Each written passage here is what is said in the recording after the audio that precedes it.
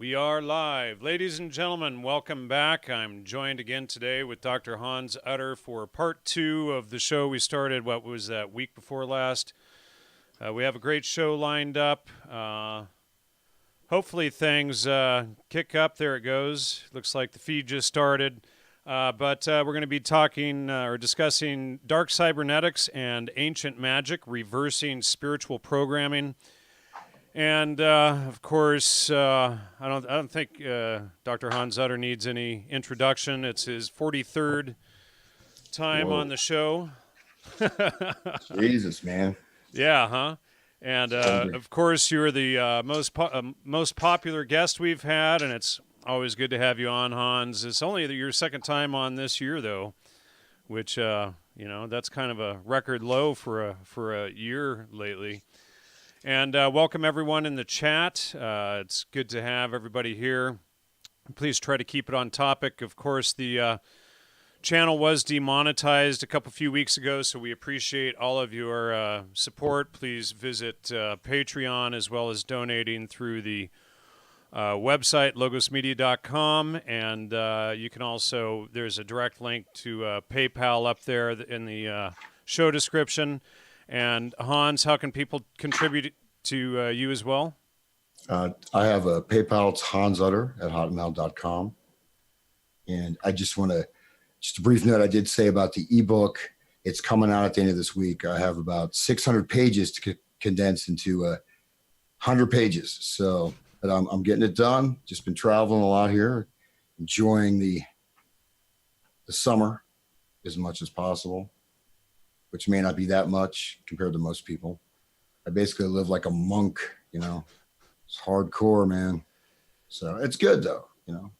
Well, the summer's been nice this year so far, at least here. It hasn't gotten too hot, which I'm thankful for, but it's not, or it's not, it usually gets really hot in August, so. Yeah. No, that's it's quite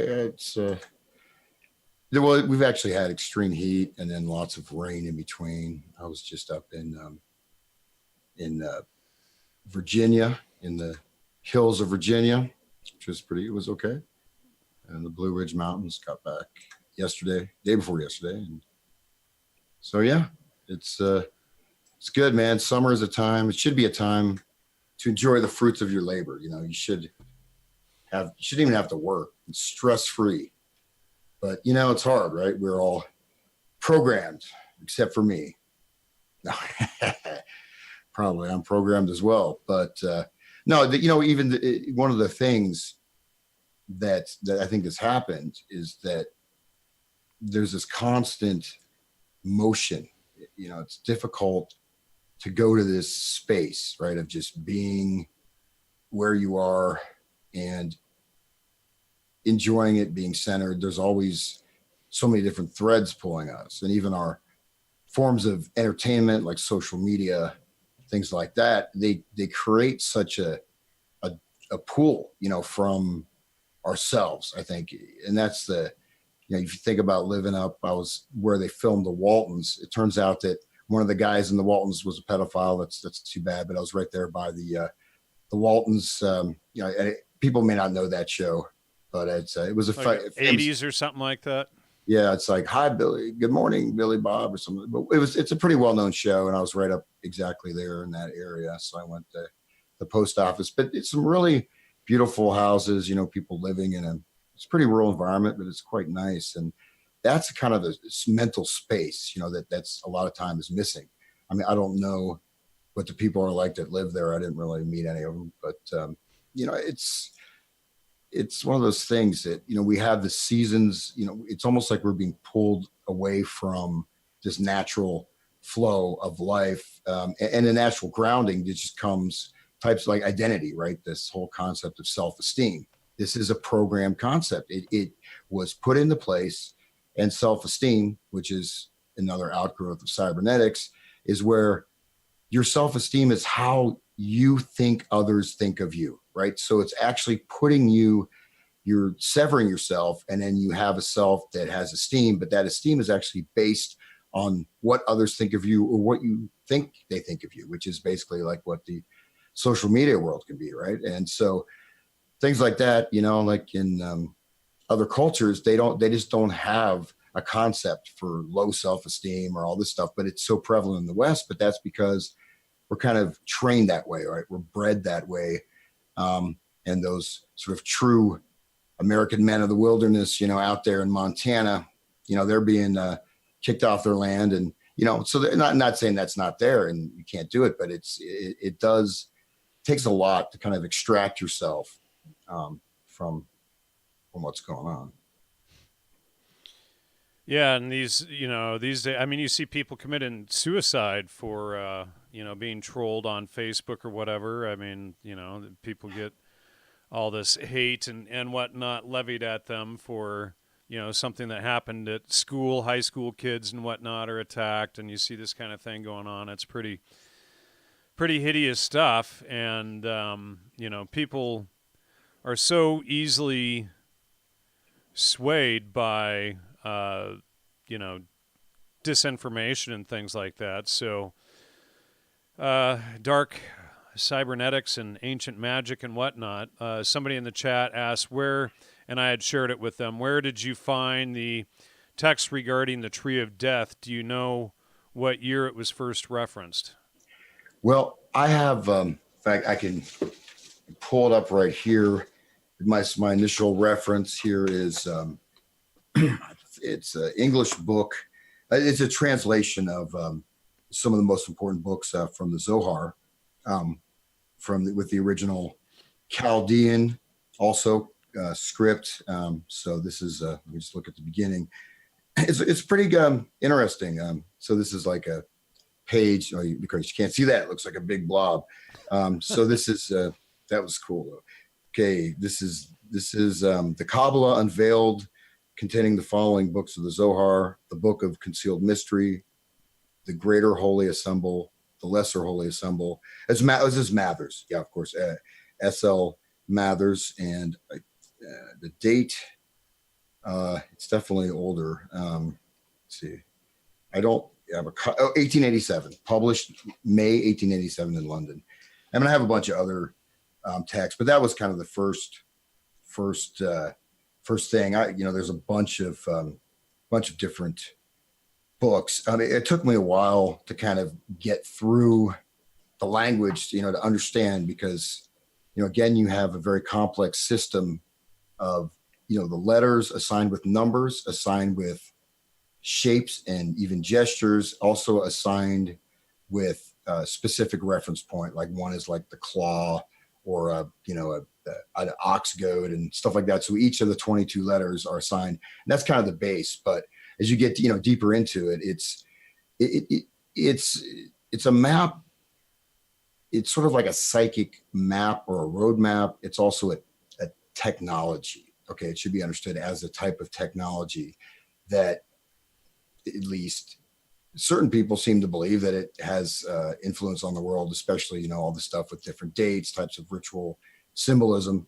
And as hopefully I'll touch on, there's just such a plethora, going into the tree of death. That's when I started seeing that the way things were actually unfolding, with even, I maybe mentioned last time, like if you look at such things as cannibalism, well, that's being mainstreamed on shows.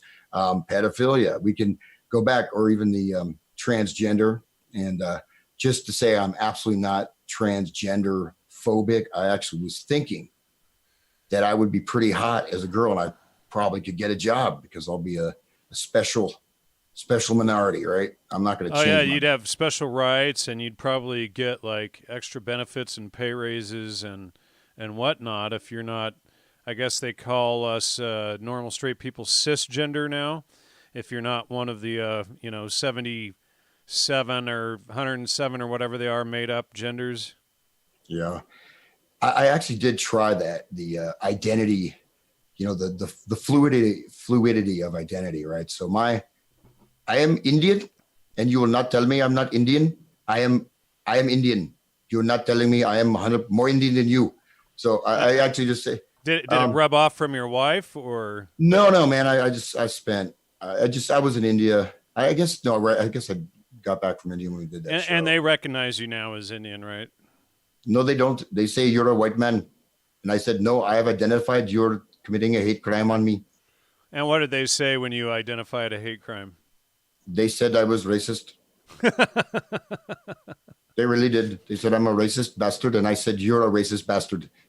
But anyways, I won't go into that. It's a little fun, but it was funny that I was just I was actually thinking, okay, why not? But people got really offended, man, and I obviously it's a bit tongue in cheek, and I'm not being sarcastic. I mean, I when I after spending so much time in India, I'd come back, people wouldn't believe I was American. They're like, you don't talk like an American. I don't know how do Americans talk. Hey y'all, I don't know. But how Well, you doing? I used to live in Serbia during the summer with my wife and her family, my ex-wife, and every year when I got back, I didn't think I had an accent, but everybody else said I sounded like an Eastern European. Yeah. Yeah, but that's the technically I could do that. I mean I am allowed. In fact, I'm encouraged to be creative with my identity. And kids, 4 and 5 year old kids are being taught that. Well, I mean, I'm sure you're familiar with this. Like, well, just because the doctors make mistakes, and if they say you're a boy and you feel like you're a girl, then you're a girl, and we'll just start giving you, hormones, and you can cut your pecker off, and then kill yourself. And then yeah, and then kill yourself, and then that way, it's not identified as a mental illness; it's identified as you're actually just a girl born in a boy's body, and never mind, there could have been some traumatic event. And usually it's, they do this stuff to kids before they even hit puberty. So, and when I was a kid, we called them tomboys or whatever. And then most people grew out of it, and that was that. Carrie says that's, and I was talking about cisgen, and that's what she says, that's what she calls her sister. Yes, sister. Well, the thing that's really tragic is that, especially for children, and I may get into some of these projects because this I got so much material. That's why I'm kind of leading up to it, because as soon as I start, it's like just I don't know, it's like Smokey and the Bandit, everyone, the little 80s reference there. Well, yeah, Yeah, I use that reference too, but often people don't get it. So yeah. it's like the new, or, the last Spider-Man had like Sally Fields in it. It's like, wow, there's a throwback. But well, we have to call them the LGBT, QWERTY, so that it covers the entire keyboard, because they're going to add more and more letters to it. And if it has P in it, that means pedophile. Yeah, no, exactly. And again, this is, one of the most important things is, oh yes, I mean, humans, right? I mean, we are uniquely malleable. I mean, there's a lot of things that are inherited. I mean, you can, and this is one of those things, but, like, for example, my sitar teacher's father, I mean, he said he was bred for music. I mean, and this is generations, and they have these skills, and things can be passed down. But on the other hand, certain, like, identity, you're developing your mind. And especially when you're a child, you're supposed to be led, and you're supposed to be things that are secure. I mean, kids come home crying because they say, they go against the transgender ethos, and they say this isn't right, and then they get thrown out of school. And these are like little kids. Yeah. And it's really destructive to do that. It's such a horrible Well, yeah, thing. it's like, boys aren't boys, girls aren't girls. You don't identify yourself through biology anymore. You identify yourself with a sort of plastic, fluid, whatever it is. I mean, when I was a kid, if you wanted to identify with someone else, you put on underoos and you danced around the backyard as Spider-Man or Superman or Batman or whatever the case may be. In this day and age, if you want to be someone else, you, rather than putting on underoos, you force everyone else to lie for you so that you feel better about yourself. It's no longer, just you and your delusion running around in the underoos in the backyard. It's literally forcing everyone else to lie for you so that you can feel better about yourself.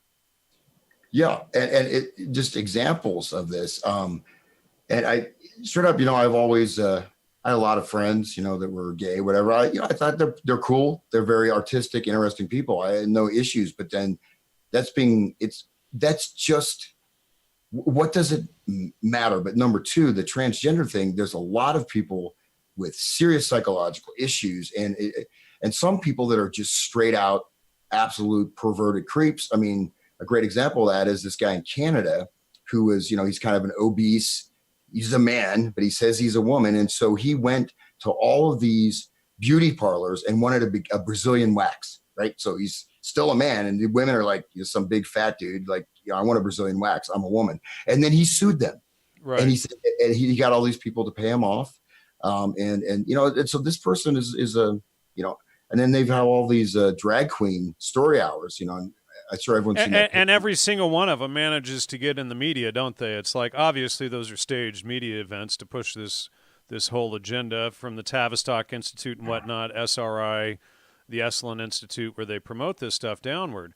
What do you have to say about trans species? Like, last year I was thinking about becoming a horse, but it's like, if we just decide that we're a horse, do you think we can just live off grass at that point?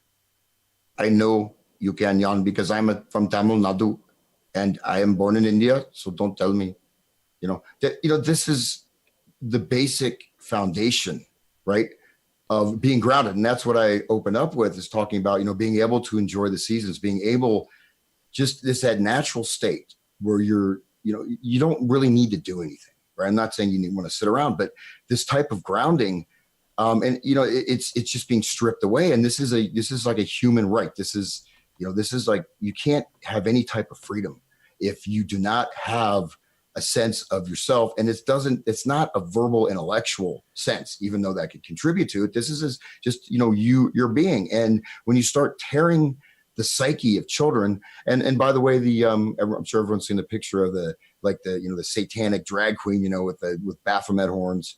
Most of these drag queens turn out to be convicted pedophiles.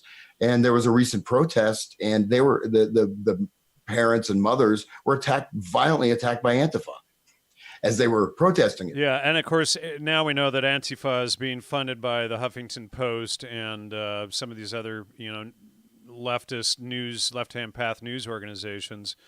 Yeah. But, I think this is the agenda, and they call themselves the anti-fascists when meanwhile they are the fascists. I mean, the Nazis were leftists. What was it? The German Nationalist Workers' Party or whatever.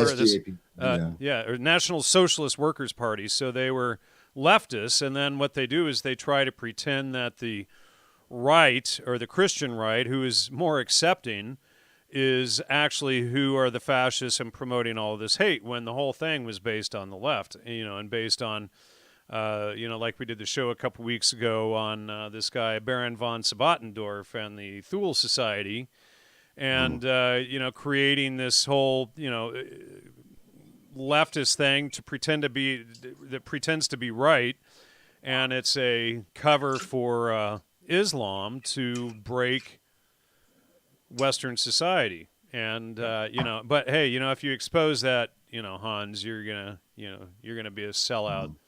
So yeah, well, just to get right on the track, because we actually didn't get off track, and this is one of the things that brought me into this line of research, is that actually the transgender is part of one of the tree of death. This is one of the stages of the dissolution. And what's fascinating, if you look at that, it started with music, right? It started like Alice Cooper. We talked about Alice Cooper. So you see the stuff trickling in, and you see over now you look at what's going on. And so let me just dive in here. Well, and just really quickly, like we exposed a few years ago, the big hair bands, right? I mean, that was like the 80s push for, transgender, and now they're just full on transgender. You don't have Sebastian Bach and these guys that look like girls, or, just, guys dressing with long flowing hair and tight clothes. Now they actually would go around and call themselves women. Yeah, somebody said Twisted Sister. Good call. Oh, I remember Twisted Sister. I mean, We're not. I Gonna was take. actually, Yeah, that was eighth grade. yeah. Well, I was. I think it was for me like seventh grade, sixth grade. David Bowie. There's another one for sure. Well, Yeah. well, I was actually out in LA. I was in Long Beach, you know, and I got. I mean, I think the first album I bought was Judas Priest, and then I next album was Twisted Sister, and I think I still have that vinyl with my paper out money. Cause see, I had to work. You know, my parents, you know, they had money, but they made me work. Like Right. I was like a child laborer. I mean, seriously, I was like, you know, working 3 jobs for no I reason. think all the kids were. I mean, I had my first paper out at like 11 or 12, and I was always working. Yeah, but and that's why I hate work. That's why I don't have a job. That's why I play music now. But before I just dive in here, I just want to give another book, another reference. This is called Hebraic Literature Translations from the Talmud, Midrashim, and Kabbalah. Tudor Publishing, New York, 1936. So that's another source. And you know, like I said, I'm not that stuff. I finally I understand it. I mean, but again, okay, here I go. So I'm not off track here and end up, I mean, I could just, you know, kind of BS here the whole night and have fun. And I was actually kind of almost don't want to go into this because it's kind of heavy, but here we are. So let's do it. View slideshow. Okay. Where's my slideshow? I think you missed it. And make sure are you on the right window? You got two open there. It looks like. Yep. There we are. All right. So here we go. And so what I did is in order to kind of fit all this stuff together, I drew some graphs and stuff, and I converted that into word art, which actually I'm not a big fan of Microsoft Word art, so it's not perfect, but I'll go over this. I kind of want to show how things tie together. Each one of these points could be a larger thing. And so, but you know what's really fascinating is that all this stuff really congeals and comes together. And, you know, whether or not, and I'm certainly not saying that, you know, this is the roadmap, but if you look at everything, even how things are going, starting in certain areas, moving and transitioning, and actually what's happening with society as a whole, as it's transitioning to this final stage, it's right there. So this is just basically, if we look at this interrelationships, right, of ourselves in the world and the world in ourselves, and then sort of a larger system of meaning, history, culture, right? So by cultural events, I mean important things, you know, not like the basket weaving festival, transgender basket weaving festival or something, but like, you know, like assassination of JFK, the Declaration of Independence, or, you know, even, you know, something like that, right? Things that serve as a rooting of a culture, a race, a society. And then we have symbols. This is a symbolic nature, right, of our understanding of how we experience the world. We interpret symbolic meaning, and in fact, it's through the sense of symbols and symbolic meaning that we kind of derive our sense of identity, but also it serves as a core mechanism for the society. And then I have values again, and then history. So the history, all these things tie together. And then we have codes, right? So codes are systems of understanding. They're also implicit types of value structures. They're basic ways that we function and even how we perceive the world. And these serve to guide us. And a lot of times what I'll describe as sort of the coding factor, which ties later into like even IT stuff, right? And we're being coded into the vast AI network. So the coding is, it's, you know, you have a code of conduct, but I'm talking about codes is in a lot deeper sense that's almost subconscious, but it's kind of part of your being. And then symbolic processing. How do we relate? If you look at all the things in the circle, the center of the circle, what is the history, or the cultural values, the symbolic things, the events, even in our personal lives, how do we process those? How do we understand and make sense of it? So if you don't know how to process what you're experiencing, you're also lost, right?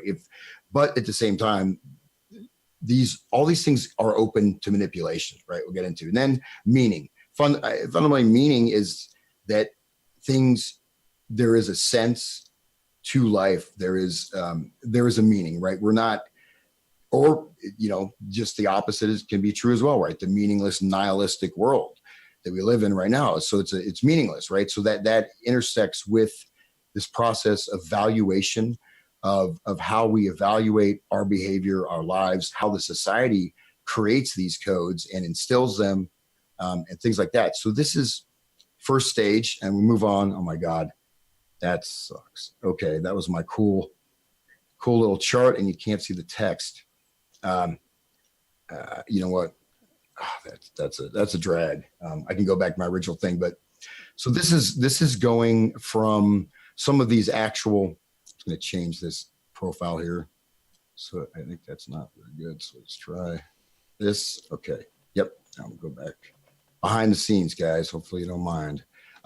So DID is dissociative identity disorder. That is what has and is being inflicted upon us, right? Creating these shattered or split types of selves. And as I mentioned, self-esteem is a concept that, again, it's completely based on a projection of a projection, but yet it became this fundamental core in education, all this stuff. And so self-esteem is tied, of course, into, well, I think that I'm a female, and so you're hurting my self-esteem, and now you've committed a hate crime, right? But it's a type of DID, dissociative identity disorder.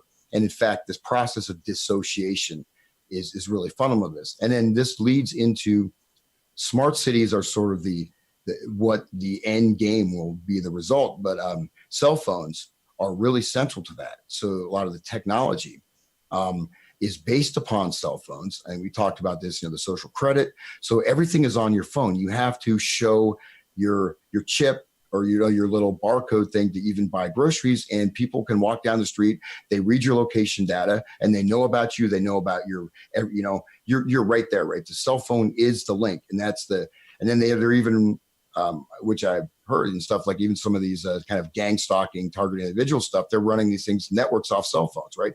So with the cell phone, you can actually coordinate, and you can coordinate large groups of people in an extremely intimate way. And then of course, again, smart cities, the smart city is the end of, when we hit the smart city plane, we're all, people are going to be moved off of the country. They're going to be in this absolute complete control grid, which is, the black cube. So, and then the next stage, we look at metadata, right? So metadata, this is all of this stuff, even how long it takes you, how long you look at a certain type of a picture, and of course, everything else you do, what you search for, whatever emails, what movies you watch. I mean, and thousands of other things, right? So metadata allows for algorithmic complete tracking. In a sense, it becomes a way to almost completely step inside someone's mind. Not necessarily completely, but if you're not aware of it, the gathering of metadata, is you have these massive, repositories of this information. So they're really creating, and they have created, right, this incredible, invasive, and collated, right? So everything, you could look at, like everything from tax records to, again, your web search time, and et cetera. And then we look at a little deeper aspect is the electromagnetic control grid. An electromagnetic control grid is, it to a certain extent, we experience it in various ways. And I would expand that to include music. Because in this discourse, I'm going to look at music as a mode, it's a vibrational frequency, right? And so all this stuff, if you look at 5G, but even cell phones, if you look at, entrainment from the flicker rate on televisions and all this other stuff, and, various, many technologies, like remote hypnotism, which was done in the 50s and 60s. This is a remote manipulation of groups or specific individuals without their knowledge, right? So you can even buy devices. I talked about some of these infrasonic, tones below the threshold. You can buy devices that you can blast on someone so they can defecate, they lose control of their bowels, they can go into acute paranoia, acute ecstasy. You can actually buy devices to do that. I don't know why you'd want to do that to somebody. And then the final result is transhumanism, right? Where we're permanently fused within this machine grid. And that's the black cube. That's a tesseract. That is the permanent slavery, right? Where there is your thoughts are so traced, everything you do there, it even removes the possibility of freedom. And part of that is not only transgender stuff I mentioned, but also the the removal of even possibilities of thoughts. You start taking words out of the language, right? You're knocking the statue down. You destroy the history. Suddenly, there's no longer a word for freedom. Right, You don't even like know what that means. Newspeak. This was Eric Blair, George Orwell stuff, and he was a student of Aldous Huxley's. Yeah, yeah, but that's and obviously though, when we go to this higher level, it is there, and I always harp on this, but the Pokemon Go thing, just because I was traveling around the country and I saw like these herds of zombies, that was the rollout. I mean, the initial rollout, and you had remote control human beings, right? And people were running in front of cars. That was a rollout that is going to be central. And again, the cell phone is a core aspect, and then you drop in the 5G, all that stuff. It's all Right. there. Well, down on the last slide, down at the bottom, you had the black stone or a black cube, The permanent black slave. cube, yeah. That's the Kaba stone, and then somebody just posted in there. That sounds like Mecca to me. That's exactly right. Well, it's also known as a hypercube, right? The hypercube. So this represents the sort of occult practitioners that are doing these workings, right? And we'll see this intersection of science and of ritual magic and all these symbolic, all that stuff that I talked about in that first slide is there. But yeah, that's a tesseract. That is the permanent, but it's not a physical prison. It is a prison of whoever's not in that elite level, in a permanent state of slavery where you can't even access these things. These things are going to be like bred out. Okay. Anyways, move on. So now let's look at some of the ways that this is like a ball. These are happy little balls it's like my drink mixer. By the way, I'm not like David Lee Roth. This is actually water. It's not Jack Daniels. Riesling. That's kind of metrosexual, but it's actually water, in case anyone thinks I'm like a drunkard. Somebody invited me to a Van Halen and Def Leppard concert earlier this week. I didn't go, but I thought it was pretty funny. Well, it might be fun to see that. It's like these 80-year-old guys trying to rock out and dance around the stage in tights. Well, yeah, and again, that's something that you didn't see that. Even when I was a kid, like classic rock, quote unquote classic rock, was only you could find an oldie show. It wasn't anything. Right now, as I said, part of this is this end of history, right? It's this thing where you're stopping the actual flow and development. You just start to cycle and recycle these. And as you do, though, you're going deeper and deeper into this stuff. But anyways, so these are particular things. So the Khilafat, again, like the dark Kabbalah, the law of octaves is very interesting. This is, I may not get too much depth. I actually have a guitar. I was going to demonstrate some stuff, but the law of octaves is kind of like the law of entrainment, right? Where you have two bodies that have a certain pulsing, and they will phase lock. So the law of octaves, it's a little more esoteric. It goes, Pythagoras and stuff like that. But when you look at sound, right? If you look at any frequency, okay, hey, I got my guitar. I'm going to do it. So I almost missed the show because I had to find a pick, but I didn't want to play any. Should I play some Van Halen? Sure, why not?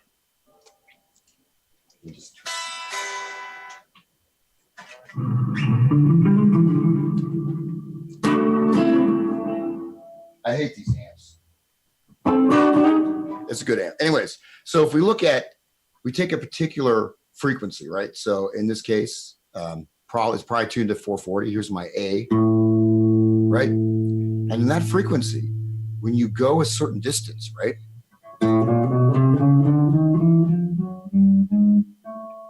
We find that same note that's repeated, but it's at this higher frequency. So this octave, the octaves are these repeating bands of spectra with different dimensions, and you can actually take the sound all the way up into the electromagnetic spectrum into, cosmic rays, gamma radiation. All this stuff is connected with this fundamental principle of octaves, which is that in itself is a whole nother esoteric thing. But so basically, from this amazing thing, so we have our octave, and within that we build the scale, which scale means a ladder, right? So I can fill that octave with notes, right? With some kind of pitches. I can go. Is that just that's a just a chromatic, or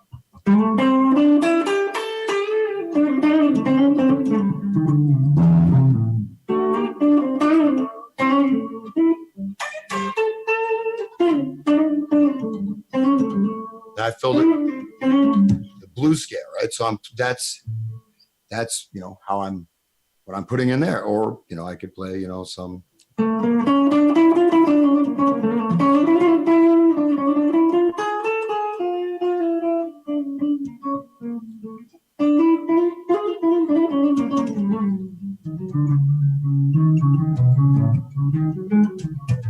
So many different possibilities, but just from this simple phenomena of nature, you have the monochord, and this relates even to planetary bodies. You find that these laws of these frequencies is really very fundamental, because it's sort of like a fractal relationship. But I'll may get into that another time. But then next thing, we have this psychological. Do you want to take off the share screen so people can see you play?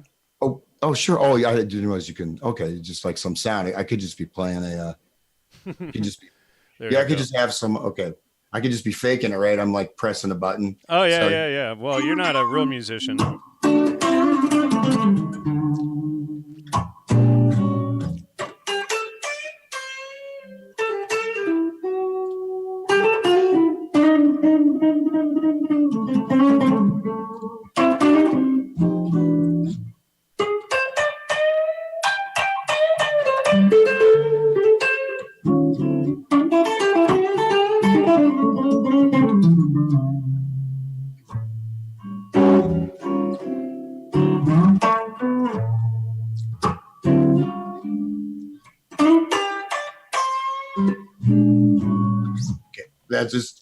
That's also a form, right? So I've created a form of it's a blues, obviously. I'll just sit here and do that, man. Forget the Kabbalah and the Khilafat. But so it seems very simple, right? But this is a window into the very nature of the universe, right? The fundamental vibratory nature of everything, right? We ourselves exist in electromagnetic frequencies. We have different emotions. These emotions are, okay, let me turn this off. Emotions are types of vibrations, right? These are, they are literally our vibrations, right? The resonances, all of our organs, all this stuff from our cellular level, from our DNA to our heartbeat, everything, is connected with these types of patterns. And fundamentally, it does come down to the principles of vibration. That's why, music becomes, even though it's a bit invisible in terms of its effect, and, unless it's a more conscious society, like, for example, that's a song form. That song form is a model for how I'm organizing space and time, how I can experience it, right? It creates a journey, but it's also, as you limit even the musical expression, you start to limit the perception of the possible, even the perception of what choices you can make. And then you start creating these very limited types of things. But anybody's interested, it's a little bit of a far out book, but it's called Cosmic Secrets. You go through all the different notes, and it goes through all the different frequencies. And I don't know if you can see these pages, probably not, right? So there's all kinds of mathematics and all this stuff in there, but I'll just leave that there. But there is science behind it. And one thing that should be stressed is that the rational, the move, from, into this rationality, this sort of denial of a higher dimension to life, or a spirit, or whatever, that was done, in the you say the Enlightenment, Renaissance. Most of these people were occultists. So you're taking away that aspect from the general public, and yet they're deeply going into this stuff. And that's where we get into like ritual science, ritual magic, things like that. And feel free to jump in there, Jan, if you want to. Or Oh, I'm good. You know, we're just watching some of the. I'm just reading some of the comments in the chat, is all. okay, what are they saying? Oh, we just had some of the paid GDL shills show up trying to spread lies. You know, anything that they don't agree with that challenges their limited cognizance. Anybody they just call the Jew. You know. Mm. Okay, so anyways, move on here. So, and manifestation.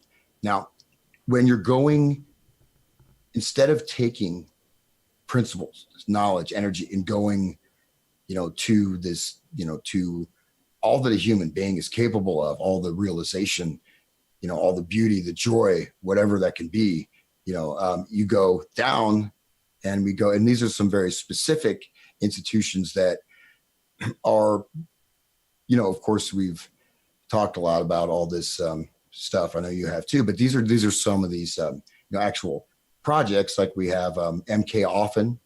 If you're familiar with that, that was one of the MK Ultra projects, which was concerned directly with sorcery, with black magic, with palm readers. You've got witchcraft, even these cults. You have a lot of these occult organizations being set up or infiltrated. So, but they, Sidney Gottlieb was known as the Black Sorcerer, and he himself explored black magic, and they even they got stuff from looked into voodoo and all this stuff. So there was a big research endeavor into this MK Often, and under this MK Often program. You have the Society for the Engineering Institute, the SEI, and that funded various programs, especially working with children, right, where they had young kids, at a summer camp or at a school, and they were used as part of this program to see how people form identities, language, all kinds of stuff. Society for Human Ecology, and the other thing, MK Search, that's another sort of offshoot of MK Often, again part of the MK Ultra program, but directly connected with occult, ritual, black magic, and trying to utilize these things. And then finally, Project Starchild is a little more one of these more far out. Those guys were having a lot of fun in the CIA. Probably take it. But and then we go to very specific. How do these programs or projects are manifested? Well, as I've argued, is that the stuff is being rolled out in a society-wide scale. So, you certainly had, lots of victims, and we have, of course, examples which you and myself have talked about, ad infinitum, about like the 1960s, rock scene. That's a great example of a rollout, but that was still a little bit scattershot, right? They, did a huge amount of damage, but it wasn't to the level that I think it's reached. So we look at remote hypnosis. And remote hypnosis means that, there's a set, you're able to hypnotize people, whether via electromagnetic means, whether via media entrainment, music, many other ways. Their cell phone, whatever, staring at it. Yeah, but there's actual technology too to actually hypnotize people and put suggestions in their mind, et cetera. And this has been around for a long time. Again, of course, MK Ultra, which is, again, this is our society is now basically people are, going through various stages of these types of programming things, almost every day, maybe not everybody, but, and then triggered responses. So triggered responses are particular program cues or codes. They can be habitual types of robotic responses. They can also be, set in motion behavioral patterns, cognitive patterns. That's, you have sort of like a slavery, but you can actually make people respond, in a variety of ways. And in fact, I think that, within the media, as we'll get into a bit later, this is absolutely there, right? To embed these codes. Like, for example, if you're at a certain type of a rock concert and, you're tripping balls. They used to say that, right? Yeah. I met a lady and she said she injected LSD in her eye. That was weird. Yeah, I used to know people who used to drop it in their eyeball, I guess direct path to the brain, but it sounded pretty stupid to me. I think so, man. Um, yeah. And so, as we go in there, so the trigger responses, then we have programmed alters, that's referring to the, these fractured, the dissociative identity disorder, right? So people have these different personalities that are triggered, these separate identities that they may not even be conscious of. And this is, of course, done. There's a lot of material on that. I was going to play an audio clip, so I'll probably skip and then.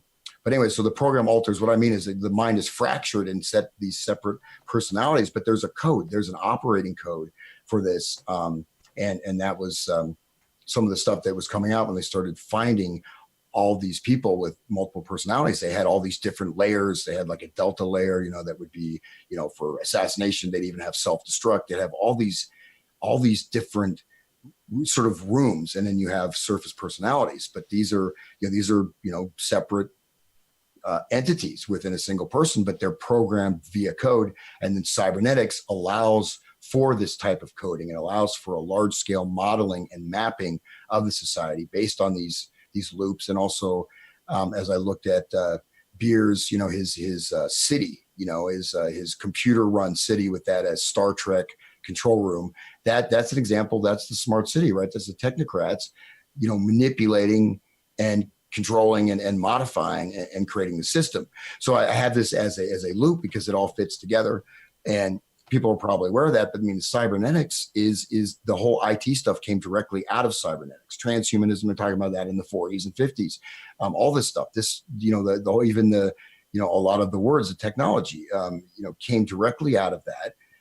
Binary code, and there's a huge crossover between those and the counterculture, and people like Jerry Garcia and people like Margaret Mead, whatever. Yeah, for sure. Well, and Margaret Mead's husband, Gregory Bateson, was one of the key founders. Well, what about like Timothy Leary was one of the first guys promoting virtual reality and all this stuff as well. And of course, he was CIA and he was a crypto-Islamist and all of this other stuff, dark Satanist, occultist type. We've exposed him for years. And then Terrence McKenna was another one of these guys, a big dark occultist into Dr. John Dee and all of the dark occult stuff. And he was promoting, what was that stupid program, the 2012 end of the world scenario and all of that. But yeah, they were all engineering the crash and destruction of society. Yeah, no, certainly. I mean, and Tim Leary is a great example because, he was absolutely connected and involved with this and knowing full well the destruction wrought by the LSD, right? And here's the thing, right? There is, there are, I believe, there are these states of spiritual experience that are there. The problem with LSD is that, number one, you're getting somewhere without really being grounded, if you're even getting anywhere, right? And then the second thing is that this can do permanent changes, but it's also, even if you have, you take acid and you see God, you're still going to wake up in your shitty apartment with, and then, so you're creating this dissociation, right? You've had a state, you can't reconcile it with your daily life. And it's just, I guess I don't even understand, why going into these realms, because you're so easily manipulated, and this is where these types of programming can really be done, especially, if you look, I'm not saying you have to believe in all this, demonology and all that stuff, but that's a perfect state of mind to embed this hypnotic suggestions and put these triggered responses in. And that's, as well as, destroying a huge swath of people and getting people, looking in the wrong direction. You just take a pill and you're there, right? So chime in. So I'll go back here to the share. So I'm a little better operating this thing here. Let's see. Is it sharing? No. There you go. Okay. So I'll get it back here to where I was. Now this is where it gets kind of deep. So again, the Sephiroth, these are spheres, right? These are dimensions of inner and outer life, right? And so when you go, it's something that connects. We have much deeper states of our mind. That's why you have mythology, you have legend, you have stories that access these things that may, not necessarily be conscious of. But so you have the realm of Baal Penar, right? So you have this inversion of life again into this tree of death with the various Sephiroth, and each one of the Sephiroth are linked with. I actually got this amazing, super interesting article by this guy Scudder that is unpublished about the ritual science and the Khilafat, which I'll get to in a second. But so we'll just move on here. So let's just look at actually Khilafat, right? Is pretty much the evil, right? It is related directly to the process of evil and how do we understand evil and what does it mean? And the fact is that there's this school of thought that actually evil may actually be the path, right? The universe God may be evil. This is the way you go. But you can look at how does this relate? So you have positive evil, negative evil, necessary evil, da da da da. You can go through all this stuff, but these are all different types of quote unquote evil that are expressed through the caliphate. And the one thing I should say also with the Kabbalah, they say there's four different worlds. There's not just a single world. There's four separate worlds, each of which has their own Sephiroth, tree of life, and their own Khilafat. So you move on. So what is the root of evil? We have En Sahaf, Bina, Gerbo, Din, Hud, Malkut. These are some of these spears, right? And they're not only associated with powers of, even like, types of science, right? Is a type of science, but also with these entities, right? Lilith and all these demonic entities that are being brought into the world. And how does evil act? Separation, intrusion, the other, multitude, right? So these are all the other means, you have this sense of isolation and separateness, and multitude is where everything is just reduced. Humanity is reduced to this big ball, this big gooey mass. So Kabbalah is a tree of life. Shadow does not manifest any divine attributes. The opposite of all the four manifested cosmic systems of worlds within the Sephiroth and the Zokilafat they're the fallen Sephiroth. These are these spears that have fallen down into darkness, but essentially this world is, at least those that believe, the occult practitioners believe, that this world is ruled. This world is under the law of the tree of death. The tree of death is the actual law of our space and time in the world. And that's why you go through this process to gain power, control, whatever. So this guy named Israeli Regarde. I just like that picture of him, so I put it up there. And he was an occultist and stuff like that. But he described the spears in the tree of death, evil demons of matter and shells of the dead. And I think this is actually somebody, though, that was practicing this. He wasn't against it. He's just describing what it was. Another guy. Oops. Oh no, his face is in the way. That sucks. So that's Aleister Crowley. I could see. What do you think what is the psychological makeup of someone who studies all of this dark occult and then uses it to attack the masses, Satanism? What do you think is the underlying mental makeup of someone who does that? Well, there's a couple things. Number one is that there's access to tremendous power, manipulation, pleasure, right? And there's also, depending on the belief system, is that you could, as I mentioned, you could say that actually the universe itself is evil, and the illusion is that there is goodness, right? And so this is the reality of evil. And it's there's like for example, Aleister Crowley. I mean, that guy. That's one thing I don't understand the way people idolize. I mean, he was just such a despicable, evil human being. Well, and he would wear that statement with a badge of honor too. Yeah, yeah, and And that's people constantly try to play down how evil he was and what he was actually doing. You know, what started out at, or part of what started out at Esopus Island, which then became, you know, the whole Woodstock, you know, thing and all of that. You know, when I was out there at Woodstock investigating the whole thing and tracking down what he was doing at Esopus Island and whatnot. But you know, it's like, you know, even trying to investigate him, people have spun that on me for exposing what he was doing there and saying, "Oh, I was the dark occultist, don't you know?" yeah, yeah, and so well, the quote from Aleister Crowley, which probably won't mean much to people, is the three evil forms before Samael are said to be Kamatal, Bilal, and Othiel.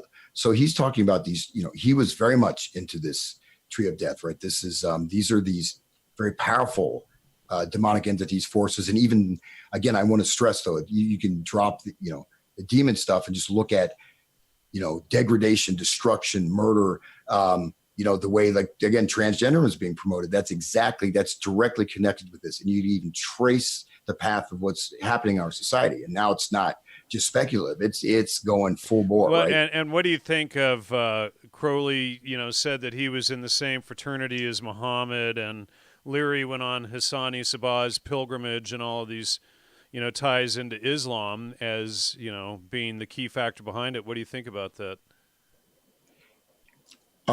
Well, you know, that's you know, that this is that thing, you know, there is this, well, we fundamentally, you go, you see, within the tree of death, for the adepts, right, for the initiates, for the sorcerers, you become God. You recreate the world in your own image, hence transhumanism, hence, you know, genetic modification, hence smart cities and this desire for absolute control. It comes from this idea that you are actually superior, you are God, or you can ascend to God. And in fact, you know, take society itself. You can also, you know, you can take these entities, if you believe in the entities, or even the social forces, you know, the bedrock of society, which I talked about in the first slide, and manipulate that, right?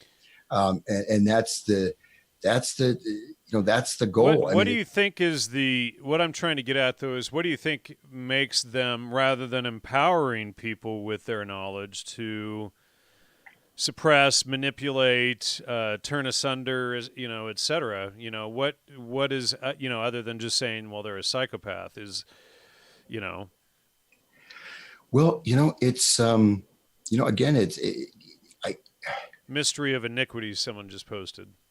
well, you know, I mean, there's, you know, again, it's something where, you know, if you have, I mean, part of it is this well, part of it is directly, it's this egotism, right? This supreme egotism, and then this and there's people that get pleasure, right, from destroying others. You know, Right. look at it. Look, I mean, look at Megalomania, essentially. well, look at, you know, it's like, I mean, I'm still, you know, I'm trying to survive. You know, I'm eating, you know, eating at Taco Bell every 2 days or something. I'm still grooving, but you know, you got, it's not that bad. I'm just kidding. I'm just, look, I'm panhandling now, but, you know, you look at these people that have such immense wealth and power, like you know, former director of Google is now part of this, what is it, NKVD, that, you know, that cult, right? That sex cult, the Brofman family, you know, where people getting the tattoos. He was running, his ex-wife accused, you know, this former Google head of running, you know, these sex trafficking, sex slavery rings. Does that guy need money? Does he have to do that? No, he wants to do it. Right. He wants to be a part of that. And that's the same thing with this, you know, like the pedophilia, because what, you know, with that, you know, you're crushing a human soul. Yeah, You know, you're corrupting it and destroying it. You know, and they basically they steal the person's soul from a young age. Would you agree with that? yeah, yeah. And just, there's a documentary, the guy that he died, he got murdered. That professor, I think that was in Oklahoma, but it was just in the 80s. It's really pretty amazing because he met all these, you know, these male prostitutes, what happened to him, how they ended up in that life, and just the horrible tragic stories, the way they were abused and beaten, and just destroyed. It just, it was just amazing. And he, like I said, he ended up, he had, someone try to shoot him in his home, this, professor. And then he supposedly, he shot himself in the head 3 times, one of those things. And you just see this, with a shotgun. No. yeah, I think it actually was, but Three times, right.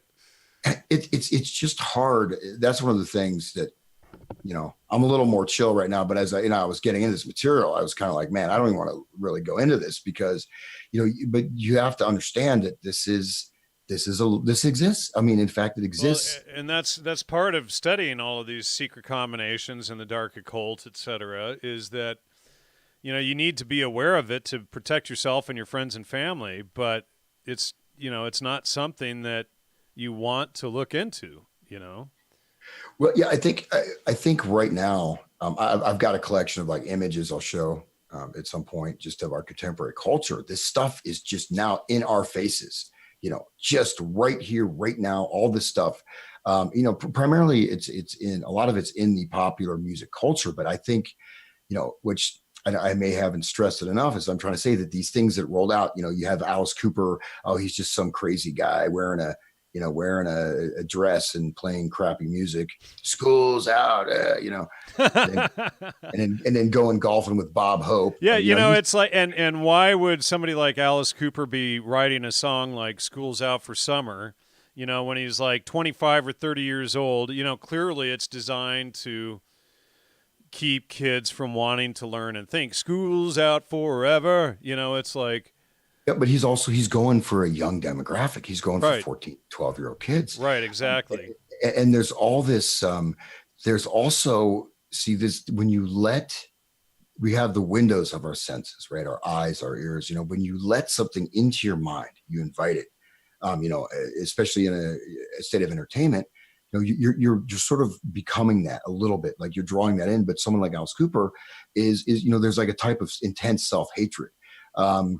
Who's that guy, the king of, I always forget certain names. I always forget, but the guy, the punk rock guy, right? Who was like, he said, I'm God and Satan at the same time. Is that the guy that would rub feces on himself on stage or whatever? Yeah. He'd take his clothes off on stage and just was absolute ultimate level. Yeah. We exposed him in the Music Mind Control Psychobiology series, but I don't, I've blocked that guy out of my mind as well too. But that's what, see, that guy's like somebody who's not, he has no power, but that's exactly what they want for all of us, that degradation, and that, because there's this there's a type of self-hatred that's put in there, but then that's a lot of times people are unconscious of that. It's directed outward anyways. I was just trying to find him in the database. I don't know if I put him in here, but wasn't he, I don't know, William Burroughs was behind a lot of that stuff too, so. Yeah, and you see these artists though, these, look like Andy Warhol, the Factory. I mean, that's another example. The thing was, and you probably skipped this phase because you're a honorable young man, but you look at these people, like Sid Vicious. Oh, that's so cool, man. He's sticking safety pins in his cheeks, and he died and took a heroin overdose, or that guy killed his girlfriend and all this stuff, and like that punk rock guy who's, I think his name was actually Jesus. The original was his first name. I think that guy though, the story was, I mean, he was a normal guy. And then his older brother and a couple of their friends decided to, as a joke, to dose him, right? Give him a nice strong dose of LSD when he was like 16, and that's what he became from that. Right. But just, I mean, but this people being placed, there's some kind of an artist, there's a great artist. Right. And even this concept that, even in the arts, there was a different concept of the artist as someone who's fully integrated, who now may have, proclivities and do certain things, but, the idea is the artist is kind of a bridge between, the divine world and the human world. Right. And in a certain way bearing gifts. And so the artist would be, you look at someone like Tolstoy or something, they're really like an exemplar of the, the highest level of human potential. And these people promoted as artists, they're all these self-destructive, idiots, even if they have some artistic talent. I mean, look at that guy, the graffiti artist that was promoted by Warhol. He died at like 20 something. But these people are like, oh, it was so great. put on a pedestal, but this is the whole thing, that art itself, because we're people that are trying to escape from this. They're looking for something, and they see Right. this, and Well, this and is it becomes an outlet for causing the biggest reaction rather than creating the best piece of art possible. It's not about the quality of the art. It's like this Chinese woman a few years back menstruating on a piece of canvas in public and calling that art. It's just about the reaction. It's not about creating anything of quality or value. yeah. And if I get to this Charles L. Scudder paper, who was a professor of divinity, I think at Loyola University, but also was a very he was hanging out with all these occultists. When he died, they found a huge quantity of pure Owsley acid, enough to dose like a couple 100,000, if not even 1 million people, of pure pharmacy grade LSD. And this guy again, and his paper that was published on the Khilafat ties this directly into science, social order, and all this stuff. But I'll get to that in a second. But yeah, so let's just look here at the Khilafat, and again, people are welcome to tell me. They can lower my self-esteem, tell me I suck, and I'll have to go and become a crazed punk rocker. That would, wow. Yeah. Anyways. Yeah, and please, folks, while Hans is bringing that up, please support the show. Send your donations. Go to logosmedia.com or Patreon. The links are below there under the show. Really appreciate your support. Show the love. Go ahead, Hans. Oh, and send your donations to hansutter@hotmail.com as well. Right. Yeah. So now we're going to go into some of the spears, right? The shells of the Khilafat, and there's a lot more practical and concrete stuff. As I mentioned, this Scudder paper talks about regular science, ritual science. He goes into living systems, social organization, using the Khilafat as a model. He uses the different spears of the Khilafat as the way to understand the world, but it also, I'll hit that later. But so this is the first one, and the name of this spear, the shell, is Thamael. Thamael represents duality, whereas Kether represents unity. So it's the opposite of the Kether Seraphat. Thus, Thamael is the division, which is perfect only in unity. As a demonic order name, the Thamael were before their revolt. This signifies perfection of God. So notice how all this stuff, it's flipping, it's inverted. So they're saying that that's what that Aleister Crowley quote, this is before Lucifer's fall. This is primordial evil. This is evil that's a base ground force of the universe, right? It's pre-existing.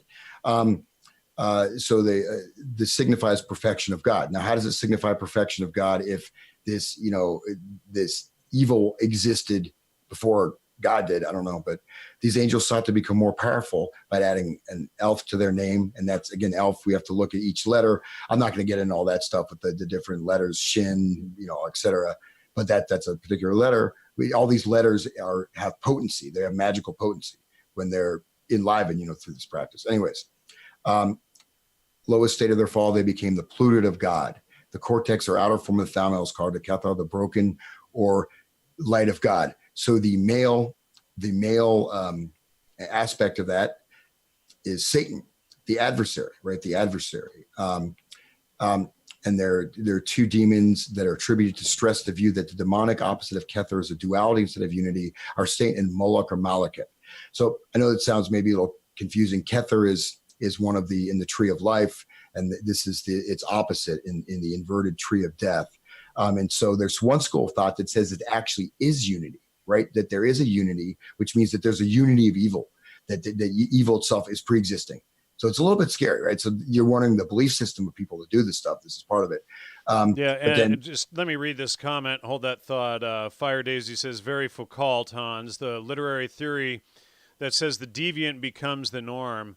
I really appreciate my classes in literary theory to see what has been foisted upon society. Well, no, exactly. And that's the thing that's so pernicious, right? We see that, that even, you know, you see the artist as, like Jackson Pollock, just they're just, knocking back gallons of scotch a day and going in his garage and throwing paint around and then going to bars and getting in bar fights. Of course, and selling his paint splatters for millions of dollars. But that's supposed to be a great artist. He was a total alcoholic, blah blah blah. But these people are put forward as great artists. Or right now, when I get to the Miley Cyrus thing, where she has all these weird deviants in her music video, and it's super creepy. But that exactly, and so what before was for those who wanted, on the edge, the edgy people, those in the know would be into that. Now this is becoming the entire base ground of society. You always had people out in New York City, but you look at, the Midwest, the backbone. Okay, well, I'm in the Midwest. I don't know if it's the backbone, but you look at like the farmer. You look at these core values that survived for thousands of years. They wouldn't even touch this stuff. That was who whatever was holding society together. So if you have some deviance, but now deviance is being enforced upon everybody. So it moves from being artistic, sort of an attitude, like, oh, I'm deviant. I'm a decadent. Smoking opium. And by the way, there's a huge amount of drug use, in the 19th century. Queen Victoria was taking cocaine. She used to take, what was it? Well, of course, laudanum, opium, and was it the stuff to knock people out, chlorophyll? She used chloroform. She used to take chloroform to relax. She had a little chloroform bottle. So there's a lot of this stuff, kind of percolated in there, but again, in kind of underground or very elite circles, right? But anyways, so the other side is that shows a possible way out is this is not just Satan. There's also Moloch. So there's two. So it's not a unity, but there's these two beings. And like I said, I'll get into the specifics of how this works. I'm just going to go through all these different levels here, and just go here. And the next one we have Chadagal, confusion of the power of God. So, and this is these are the confusion of that great power, which as Chokomal goes forth at the beginning to give the vital energy of creation to the process of Bina. The cortex of Kadagal is called Gogal, those who go forth into the place empty of God. Beelzebub, Lord of the Flies, and Adam Belel, Wicker Man, is connected with Wicker Man, Chadgal, both Satan and Beelzebub, as well as Adam Belal. The name Belal is often used separately as a demonic name. So I said, this stuff gets a bit deep. I'm going to go that far into it. But basically, one thing I also want to stress, well, I haven't even mentioned it, is that something called the Adam Kadam, right, is a perfected man. So the tree of life actually is also in the human body, right? This connects with, all the energetic forces, pathways, psychological things, and even very specifically to organs of the body, right? So it's not just totally abstract. It connects even with, specific things. But so this Chadgal notice what it's saying is that this Chokma gave the vital energy of creation, right? So this is the germination of the evil universe, right? This is how this is happening. And so it's a confusion, though. It's based on this confusion of the power of God. Go forth into the place empty of God. And we of course know Lord of the Flies. How about that book, William Golding, Lord of the Flies, right? Beelzebub is not just, you think of, Beelzebub, just one of those demons. No, Beelzebub is very, very important, and the Lord of the Flies. And Adam Belal, Adam is like the primordial man, but this is a primordial man of evil. But it's also the wicker man, like the human sacrifice. And so anyway, so this is the second tier here of our Spear of Darkness. But to understand that this is a belief in this universe being created out of evil, not out of good. Okay. We move on here. Satriel, concealment of God. Even as Binah is the great revealing one who bestows the structure of the absolute unto the created, its opposite, the Sathriel, conceal the nature of the perfect. The cortex or outer form of the Sathriel is also called Shiril, the hairy ones of God.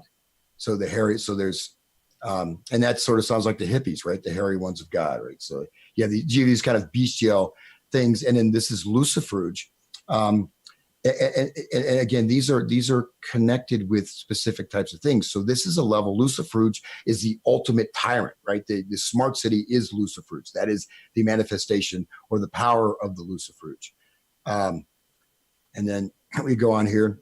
The Gamacho devours. Chiset is a source of bounty, both in ideas and substance to the lower forms. Gamacho is the order of devours who seek to waste the substance and thought of creation. The outer form is the one of Arizal, the binding ones of God.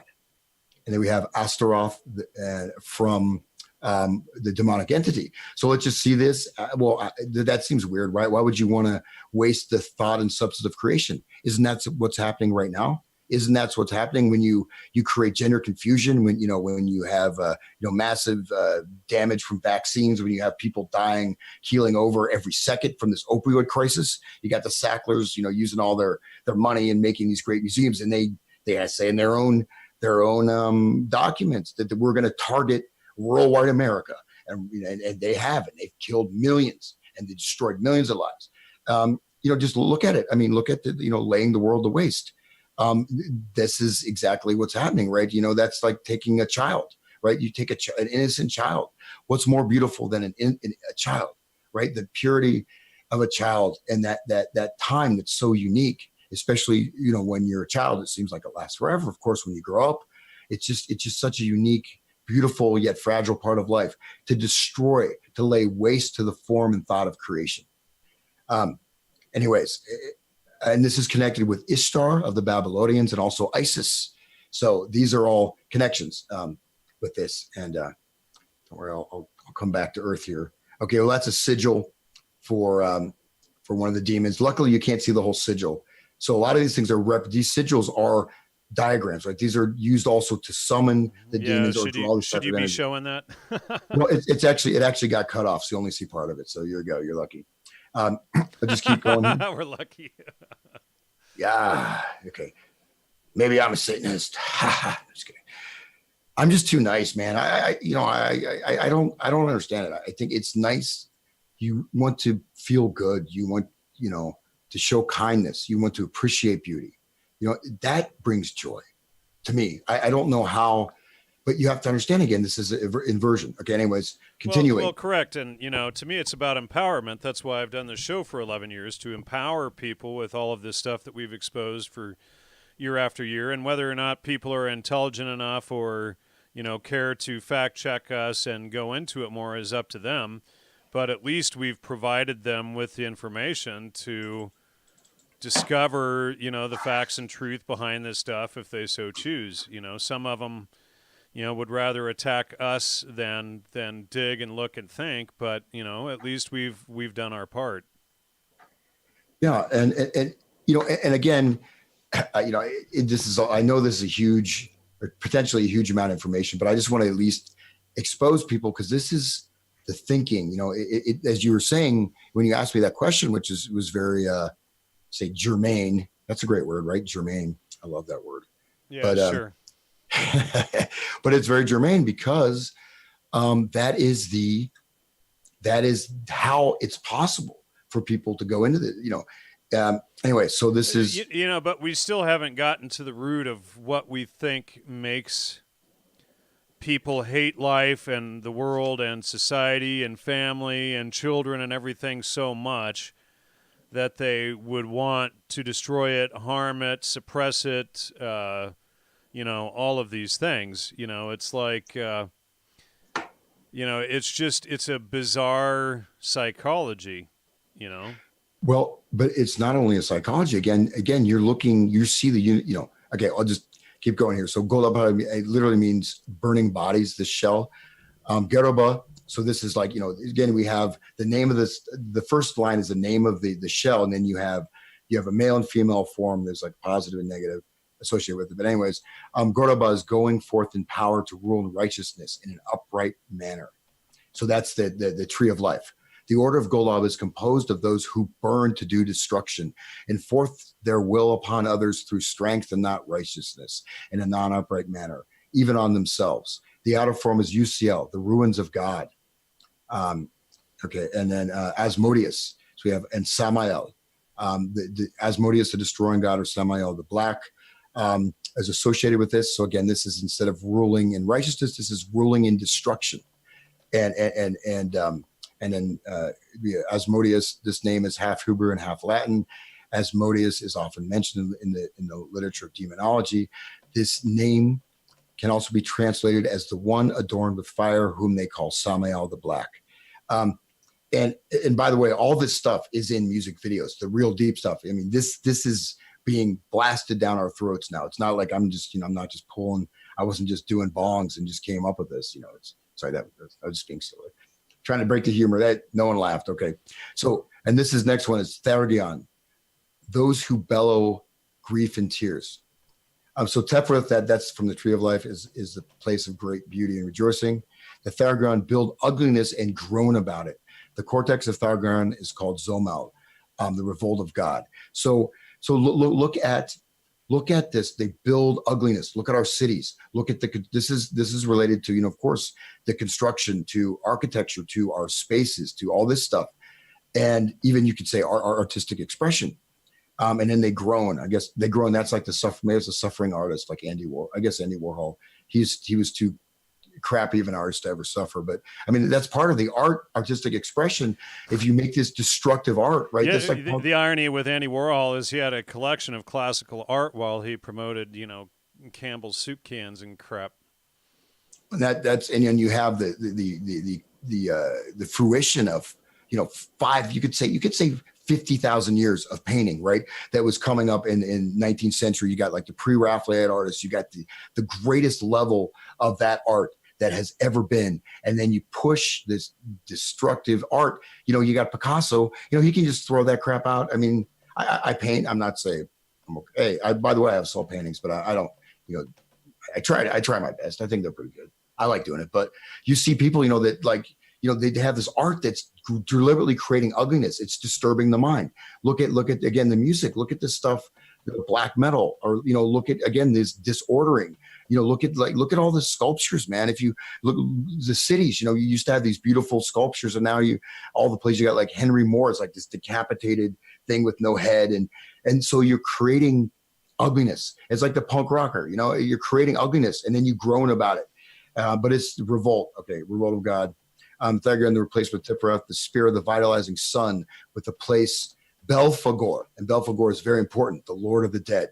So we have, this is now the Lord of the Dead, right? So the space of creation, of building, of building and developing becomes the space of the dead. Okay, next one, Hadab Safrael, ravens of the burning of God.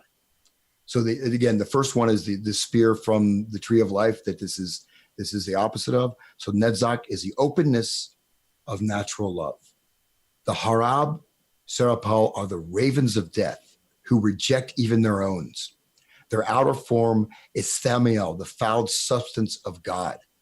So you look at that, the ravens of death who reject their own children, their own families, their own race, their own, people that sacrifice their children who and they're fouled, they're fouled with this stuff. And so we have, the fouled substance of God. So this is like, you see this filth and like this cesspool, but you see very concretely, again, people will sell that, rape their children or whatever, or, do things like that. And then we have Baal and Lord and Tubal Cain, maker of sharp weapons. And Tubal Cain is a central figure that is honored and worshipped in Masonry in Rosicrucian order. So all this connects with Cain. So Tubal Cain. And that goes back to my recent shows with Todd, tying this all back to Islam and showing how those are actually Islamic organizations, but, and Gnostic. So that's but I recommend people check out the 3 shows I've done with Todd. I think he'll be back next week. Yeah. And so what's interesting, again, sure, I'll try to not talk so fast. I'll just take a deep breath here, Don't man. worry about it. I'm just trying to get through all the information. I'm happy. But so Tubal Cain, just to say briefly, so when you join the Rosicrucian order, if you don't know about this Kiaphite, you think, oh, Tubal Cain, he's just some character, some mythological dude. I think he's like, but in the Rosicrucian order, they say we are the followers and sons of Tubal Cain. Okay, so Tubal Cain is connected directly with Baal. Baal is what the demonic god with the human sacrifice, the temples of Baal, where they did human sacrifice. This is what this comes from, right? This is an ancient religion, the ancient cults of human sacrifice. I said this is much older than even the Judaic religion or whatever. This is ancient. This is the Chaldeans, and even before that. These are again these cults based on human sacrifice, and Tubal Cain to this day is honored and worshipped in Masonry and all these other things. And you're a Mason, then do people, even the Masons, even know and let they hit the 33rd degree what Tubal Cain actually is? Okay. And maker of sharp weapons. So you also have this. So Tubal Cain is like a builder, right? But weaponry, armor, war, destruction, right? And in the Harab Shafel, Baal is attributed, and as a word which means Lord, much as Adonai means Lord. The word Baal or Bel has become restricted in its usage to signify Lord of Darkness, also attributed as Tubal Cain. But Baal is Lord, right? Baal is the Lord, like you say, Lord Jesus Christ. Baal means Lord, right? Baal is the Lord. That it's like your Christ figure when you go into this path, and it's what's being enforced and forced upon humanity on a wide scale. Okay, and then we have Samael, the dissolution of God, or the left hand path. Hod is a complex working of the will of absolute. Samael represents the barren desolation of a fallen and failed creation. The outer form is Theanel, the filthy wailing ones of God. That's pretty heavy, but you see this creation is barren and desolate, right? This is the opposite. And this is connected with Adromelech, powerful king. So, but this is also, you can get worldly powers, right? By, people, most of the material I was able to get on this stuff is coming from practicing dark occultists that are trying to work with these energies, that are worshiping them, that they want to get, say, if you want to get political office, you would follow Samael, right? And look at what they're building. What are they doing? They're destroying the world. You're bombing these countries to destroying traditional. Okay, anyways, it's the Samael, Adromelech is attributed. This name is found in 4th Kings. And the men of Babylon made Succobeneth, and the men of Cuth made Negril, and the men of Hamath made Ashima, and the Avites made Nibhaz and Tarak, and the Sephirites burnt their children in the fire to Adramelech and Amalek. Okay, and that's in the Bible, and that's what is happening. Bohemian Grove, the pedophile. That's what Pizzagate is. So that's what I'm saying is these things are being manifested and they're being normalized. And then I'll stop this second if you want to dive in or you have any comments. While you were talking, I'm just reading the comments. There's some pretty confused people in there. They're not getting it. They don't read the books themselves, so they think it's all just, mythology or there's nothing to learn in them. I mean, one thing I need to make clear is that if you really want to understand, and this might sound crazy to those of you who haven't done it, but if you really want to understand a lot of what's going on in the world today, reading the Bible is absolutely essential because it actually does lay all of this stuff out, and it's going to explain things in a way that you can understand it. And this is why they don't want people reading it. It's not just old stupid mythology or, books for ignorant people and you're smarter than everyone else who's ever read it because you didn't read it type of thing. Ignorance is bliss. You actually need to sit down and read it. And, I recommend reading the Quran. We've shown over and over in the series with Lloyd that the Quran itself, just alone, that one book deals 51% with killing non-believers, killing the kafir, the Christians, etc. And, the occult basis behind it and the Kaaba stone, the black stone, the black rock that they worship at Mecca. And so people need to understand these things. You have the story of Hagar and Ishmael, and she says to, was it Sarah or Abraham that Ishmael's offspring are going to be the cause of whatever against Abraham's children for eternity, which is what Islam is. And you have to read these books to understand what it means. Matt is saying, I don't see how the Bible can be true when it contradicts. He's obviously never read it. He's constantly regurgitating things that other people have told him. There's the Old Testament, there's the New Testament. The Old Testament is the Old Covenant, the New Testament is the New Covenant. They're separate books, and you have to understand them as such, but people need to read them for themselves rather than repeating every stupid lie that they've ever heard about them. So, sit down and study. That's the smartest thing you can do.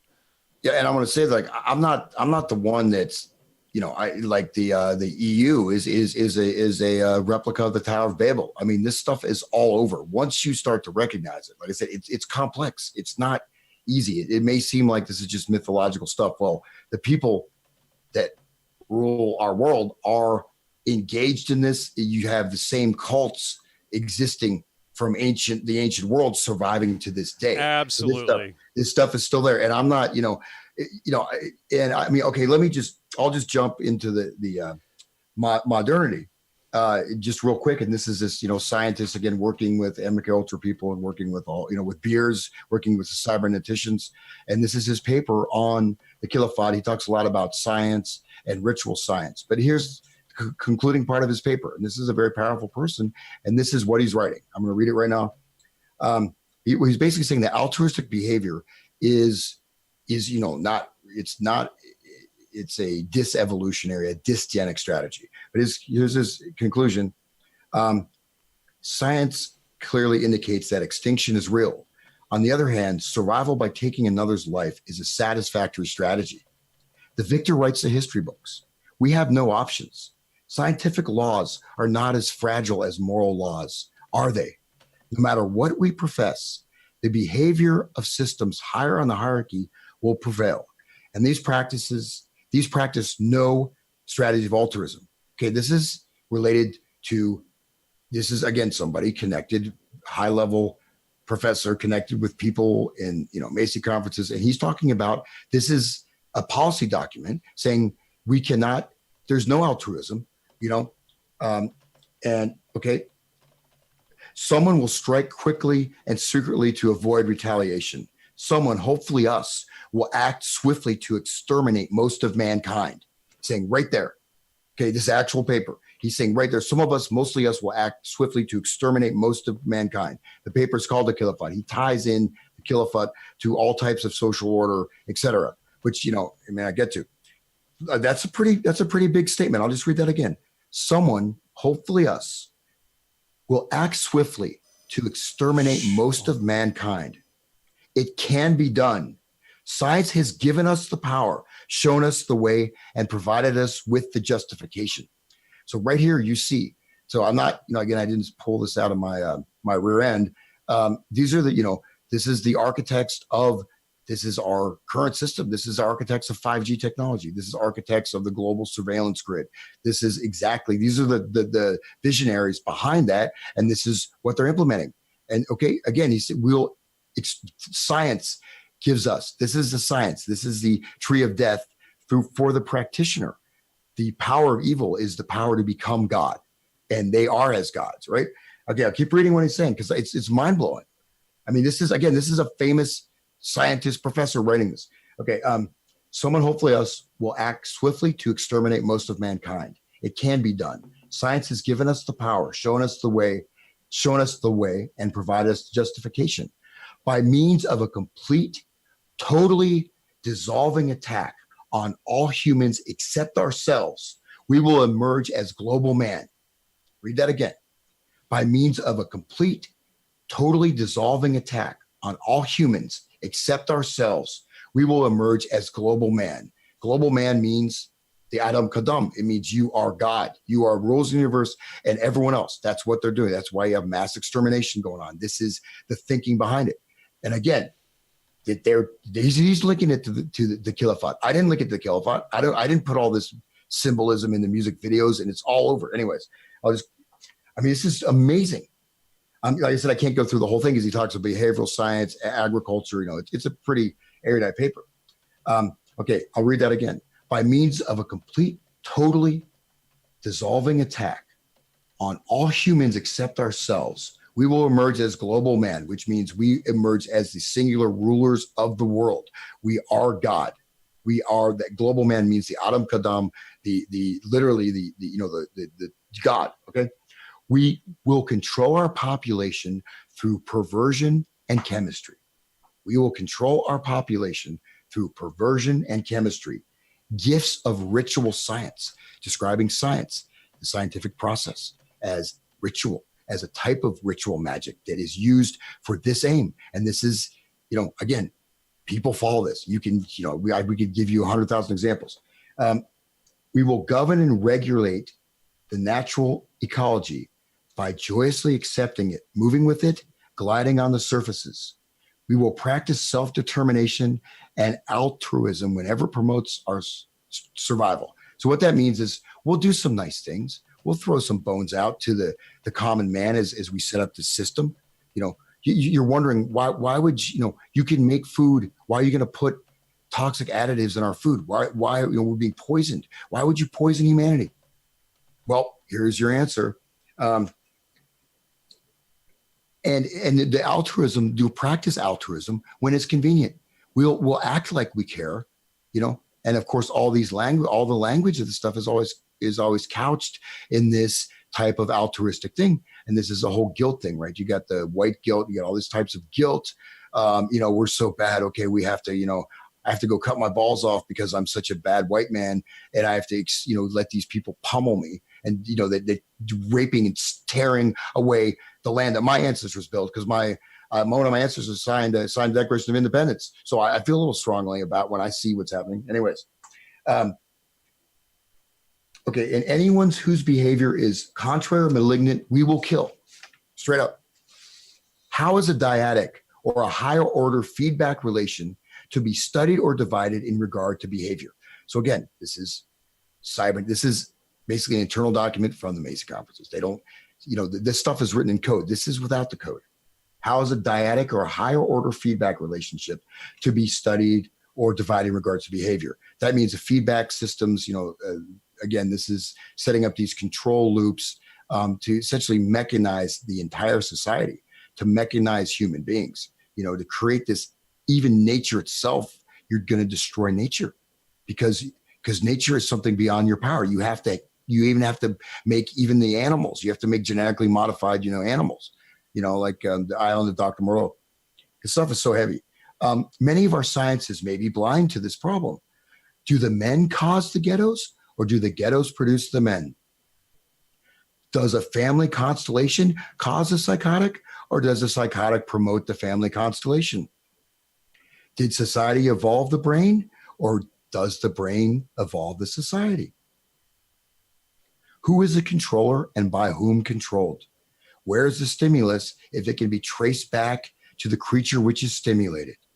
What point of view, what hypothesis, what demon or ghost has the greatest validity in regard to a systems approach to behavior?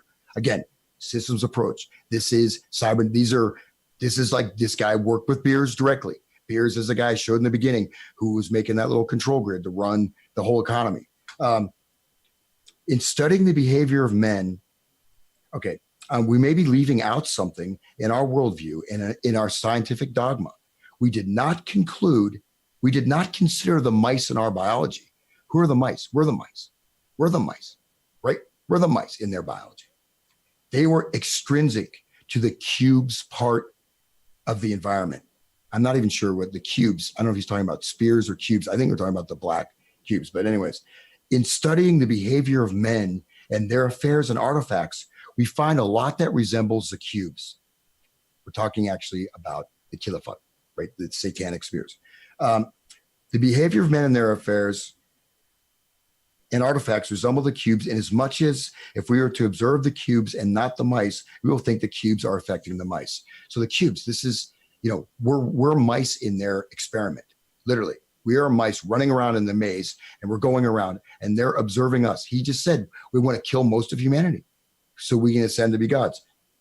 The conclusion tentatively reached by this author is that the concepts of most of our behavioral sciences are rooted in a culturally determined point of view and advancement or intellectual change with some rewards as possible, only when these hardened dogmas of the life sciences are broken by other frames of reference. What hardened dogmas? Like gender, like human birth, okay.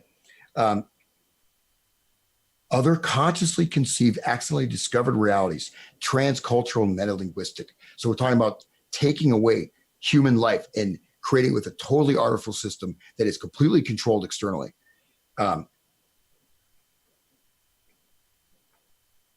His conclusion is that our culture only prepares us to perceive a thing in a familiar way.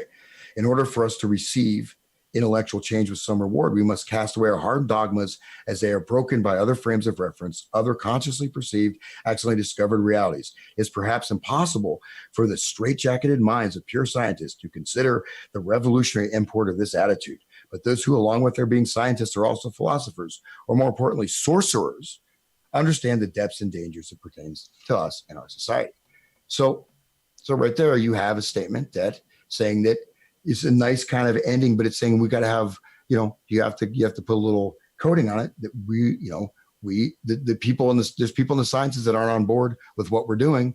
But again, this is, these are the high level theoreticians that have created our world. Okay, this is not, I'm not making this up. Just, look at Google, this surveillance network. This is the people the visionaries of this. These are the visionaries of transhumanism, talking about transhumanism in the 1930s or whatever, I'm sorry, I didn't mean to be pissy. I just felt like you thought some people were saying that I was just kind of pulling this from space. I'm not pissy. I'll just blast this here real quick. And then I said, this is kind of, I think there you go. Yeah. Put that full screen. There you go.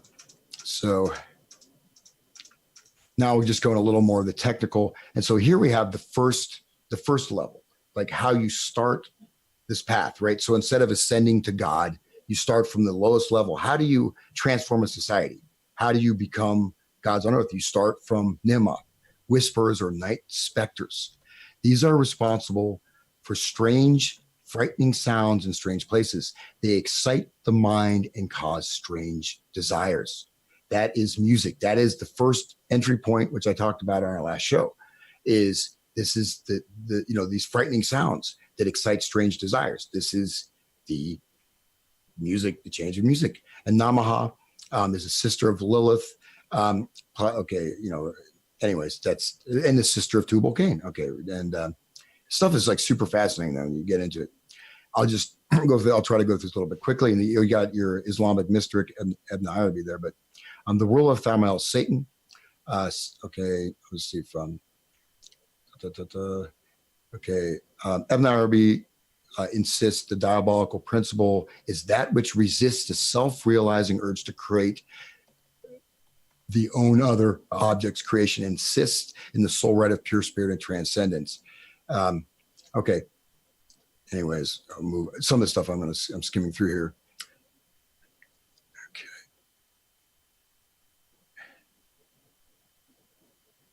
Okay. So this is, again, a little going back to the Shah of Sathriel, the hairy ones of God. This demonic order have been described as a black labyrinth of chaotic riddles where Lucifuge reigns. The magician's third eye is open and darkness becomes light. If ascension progress through this order, the result is in that the magician learns to see the light of Lucifer and becomes clear seeing. Okay. So the chaotic, okay. I'm sorry, I'm kind of rushing through this. Okay. I'm trying to essential. I'm trying to, yeah, I'm happy to send this to people if they're interested, but sure. But anyways, so you start to see some of these practices, right? So the ravens of dispersion, we talked about, the demons associated with it are hideous demon-headed ravens issuing forth from a volcano. The kill of Fat are the unbalanced forth of a particular serapha. Okay. There's so, but this is, we have unbridled lust, right? So again, I'll bring up these pictures just from contemporary pop artists. Once you start to understand the symbology of this stuff and the process, and again, I read a paper from a cybernetician, and I didn't just read the conclusion, but he's talking about how to implement the principles of the key of this on society. Um, so, um, so it's this uncontrolled passion, desire, greed, and covetousness, unbridled lust, right? So is that not being promoted, unbridled lust, right? To indulge every passion, to look at the Wolf of Wall Street, right? That guy who destroyed millions of people's or thousands of people's lives by stealing all their money is this big, drug guzzling whoremonger is treated as a hero, right? They're treating these psychopathic people as heroes. But that's exactly what this stage is. And this is how you promote these values in the society, right? This is how you're able to transmute society and use the degradation of society as fuel, basically, for your own um, your own particular movement. Right. Okay, and it's another aspect. Okay, I'm skipping ahead, but this is about the idea of beauty, beauty of art, beauty of nature, right? So the destruction of beauty of art, it's very important. And there's an inner type of beauty, right? The art itself is a reflection of this inner beauty of the natural world. And so the Khilafat of Tilafats thus are forces that hinder man from experiencing the state of union, communion, or beauty, right? So you're taking away the natural experience of beauty. You're taking away the art. You're taking away. You're making the experience of beauty invisible, right? You're taking that out of the human sphere. And this is Garabah, and this guy in that paper I read has a whole section on the Garabah. Garabah is the most easy to explain. It is a Corbanic severity and merciless violence, which judges according to biased standards. It is wrath against the wave-like, unpredictable motions of life and creation. The Khilafat of Garabah is prepared to burn the last seed of life in order to maintain an established structure or law. The Khilafat of Garabah is called Golohab, which can be translated as the flaming ones. So this is what he's referring to in the paper, right?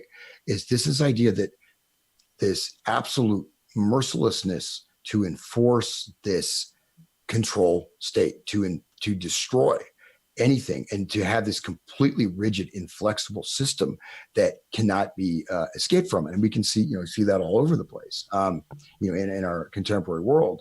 And so the natural flow of life is rejected. And the thing is, like, it burns the world to the ground, right? Destroy the last seed of life, nuclear war, right?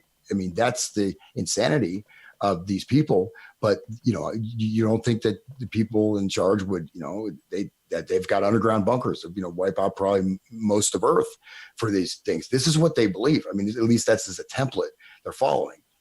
And then, okay, that's okay.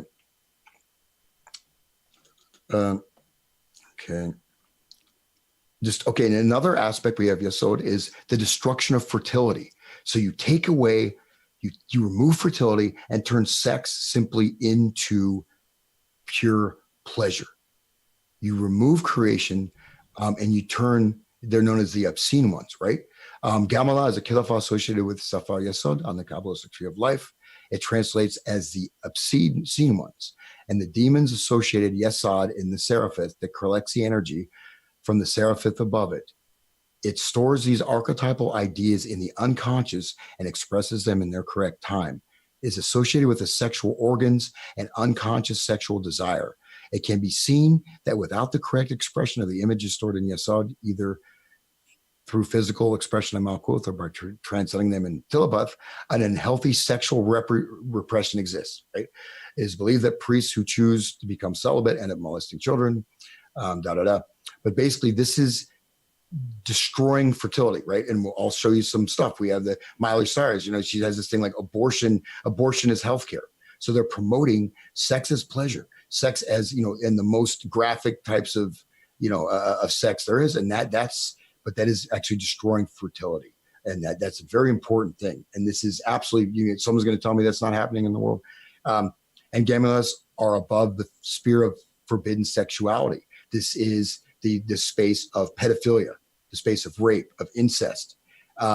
What Adam and Eve represents the sexuality of a dutiful nature whose purpose is reproduction, right? So we have the natural order with male and female having families, reproducing.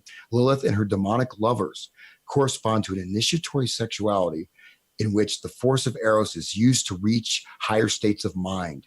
A dark magician enters Gamael to become fully aware of the mechanisms of sexuality, and thus ceases to be enslaved under hidden instincts, right? But then they enslave others. And again, this is the sexual revolution, right? And the dark magicians, which these people say, I mentioned, that's the MK, whatever, often, whatever that they're sorcerers. They're black. This is what they want. You're trying to understand what they're doing. Here it is. Okay, just the last thing I'll read on this. Lilith, mother of demons, queen of vampires. And how about the band Lilith Fair? Anyone remember that band? Lilith Fair, that the feminist totally. little rock tour? Absolutely. Yep. So Lilith, mother of demons, queen of vampires, right? As being pushed a lot. Ruler of harlots, the empress of evil, is a deity that has haunted mankind since the time of the Sumerians right up to the present day. She is mentioned in ancient Sumerian manuscripts as Lil, and was feared as a devastating storm demon.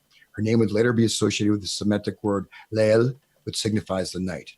Lilith has been feared, but has also been desired due to her mythical beauty. She haunts both men and women at night, and she seduces those who are asleep with sexual pleasure that surpass anything that could be generated on the mundane level. Lilith is mentioned in old Jewish texts like the Zohar and the Talmud, and in the Alphabet Ben Shir manuscript. Okay. And so the story about basically she didn't sleep with Adam, and she ran off and basically became the lover of all these demons, and she gave birth to so many different demonic entities. But Lilith is worshipped. I mean, once you know the symbolism, because you see all the occult stuff, it seems kind of random. It's not random. Okay, and she's the aspect of physical existence of man that cannot be controlled. So they're also saying within this idea that man cannot control himself, he must break away from these forces, right? At any moment, she can open her womb and swallow man's phallic monuments, right? So Lilith is the the mother of harlots. So Lilith is the again in these again I just well that's well said. The mother of harlots. She's the ultimate Jezebel, essentially.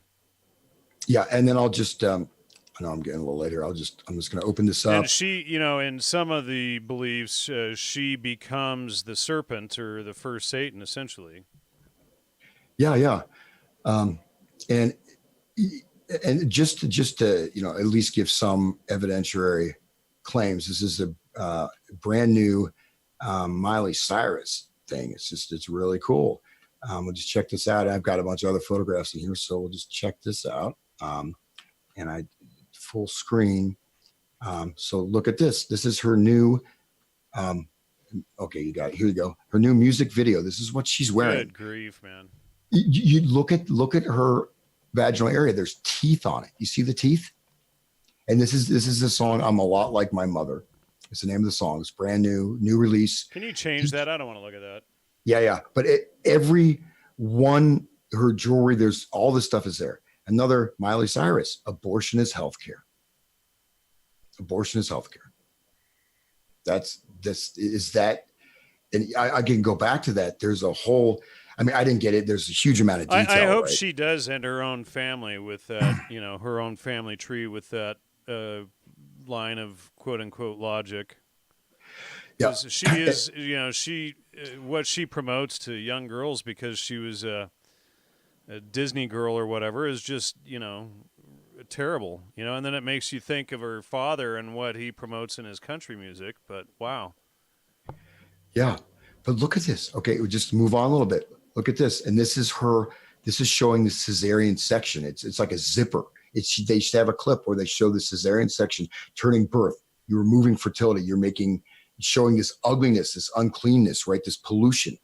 And I'm not going to get into all the occult stuff, but the kilophot is where you're going to find where all that stuff is. It's not just, the one eye thing. It's way, way deeper than that. This is one of the people she has in her video. She's sharing these. She considers these to be these wonderful icons of diversity. And these are actually just normal people. Well, I guess not that normal. This is a woman who cut her own breasts off. And so she's now a man, but she's a transgender. She's not a famous artist. She's just actually a person, like a fan of, a fan that got in the She video. was involved in self-hatred and Yeah, mutilated herself. And yeah. And this is what Miley Cyrus said was her biggest score. She's got I've got a black crippled transgender in my video, and this is the black crippled transgender who's just again just sort of just some person, you know, living in an apartment. They're not famous, but they're put into this multi-million-dollar music video. I can go through. Yeah, the colors. There's so much. Even that hand gesture. That hand gesture is directly tied to the Kilify. There's a huge amount of stuff in there, but I don't have time to do that. And I'm just showing some pictures from a variety of recent music videos, and there's so much stuff there. And to be honest, before I got into this thing, which is pretty recent, I just thought, okay, there's some kind of creepy stuff, and I saw analysis of it, and I was just okay. There's a one eye, and there's this and that. There's when you understand the stuff I just discussed, then you start seeing what is in these videos as far more well thought out and far more nefarious if you believe in that. But this is again, let me go back my initial statement. The stuff is first occurs in the plane of music. That's where it starts. So it's being showing up in music videos. Again, you just look at, I mentioned Alice Cooper. I can mention many other examples, but okay. So we can move on. So I have a few more pictures here. Then this is just another, of course, the checkerboard, this duality. It's another pop star. This is from a music video. This is straight out of what I'm talking about. These images, there's all right here with the horns. These are two of the demons associated. This is two of the demonesses associated with this is straight out of the Khilafat. This is an actual replication. There's many symbols here, many things. The staff, you've got the upside down sword, and this, all this stuff. It's, like I said, I didn't get into detail. This is directly the stuff I'm talking about in this very deep, arcane, occult material is right here in your pop culture. And this is not accidental. This is not easy to grasp, and see upside down pillars. There's a whole amount of numerology in this. This itself is like an initiatory. This is an initiatory practice, and it's extremely well grounded. It's not just debauchery for debauchery's sake. That's why I'm saying things are on a very different level. And when they do these rituals publicly and broadcast them, they're involving the viewing audience in the ritual. That's what people don't understand as well. Well, absolutely. And again, if you look at, how, if you start looking at the process of music shaping culture, you go back to the jazz age and you see, that's associated with alcohol, with certain, with other, kind of loose living, and then you have 50s rock, which also rebellion against the family, but pretty mellow, right? But now look at our world now. Okay, you're going to tell me that this is not reached a really extreme stage, and this is next. I could spend an hour just going over this thing, and some of it's super disturbing, so I don't really want to do it. But let's just move on. And here we have our Rolling Stones, and so their hand gestures are actually spelling out letters. These letters and the hand gestures and the way their posture, they're actually referencing. I think it's the Gurumak, that particular spear shell of the Khilafat, even with the hand on the head. This is not accidental. Every single little gesture, every hand, this is all has very deep symbolic meaning. How many people even know what this means? No, I didn't know what this meant a month ago. I had no idea. So again, if, and even like the mark what he has on his cheek. Like I said, a lot. There is stuff. Look, there's stuff that's just like Motley Crue is just Motley Crue. It's just scatter value. These are actual direct, and again, these are deep occultic symbols. It's not just like throwing a pentagram on. This is way deeper than that, right? And again, these are associated.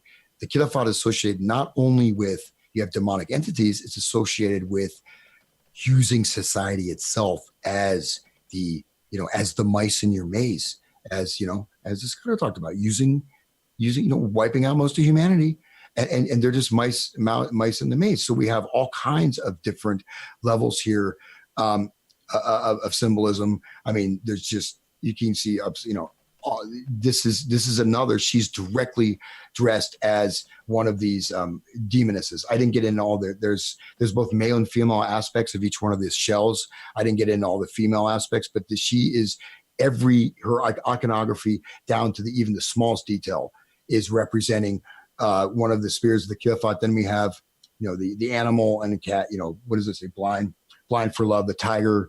And there's also some, of course, the MK Ultra programming triggering, right? So there's but the MK Ultra, at least according to people, the people that had these, the fractured personalities that were, these mind controlled, a lot of that was based on the Kifat. The structuring, the structuring of people with like 150 different multiple personalities is structured on what I just discussed. And we just go on here. That's just because I thought that was sexy. No, I'm sorry. That's just a gem. I'm just kidding. You're gonna say but there's stuff in this too. Okay. Hans likes hot Asian chicks. No. I'm saying that. I'm kidding.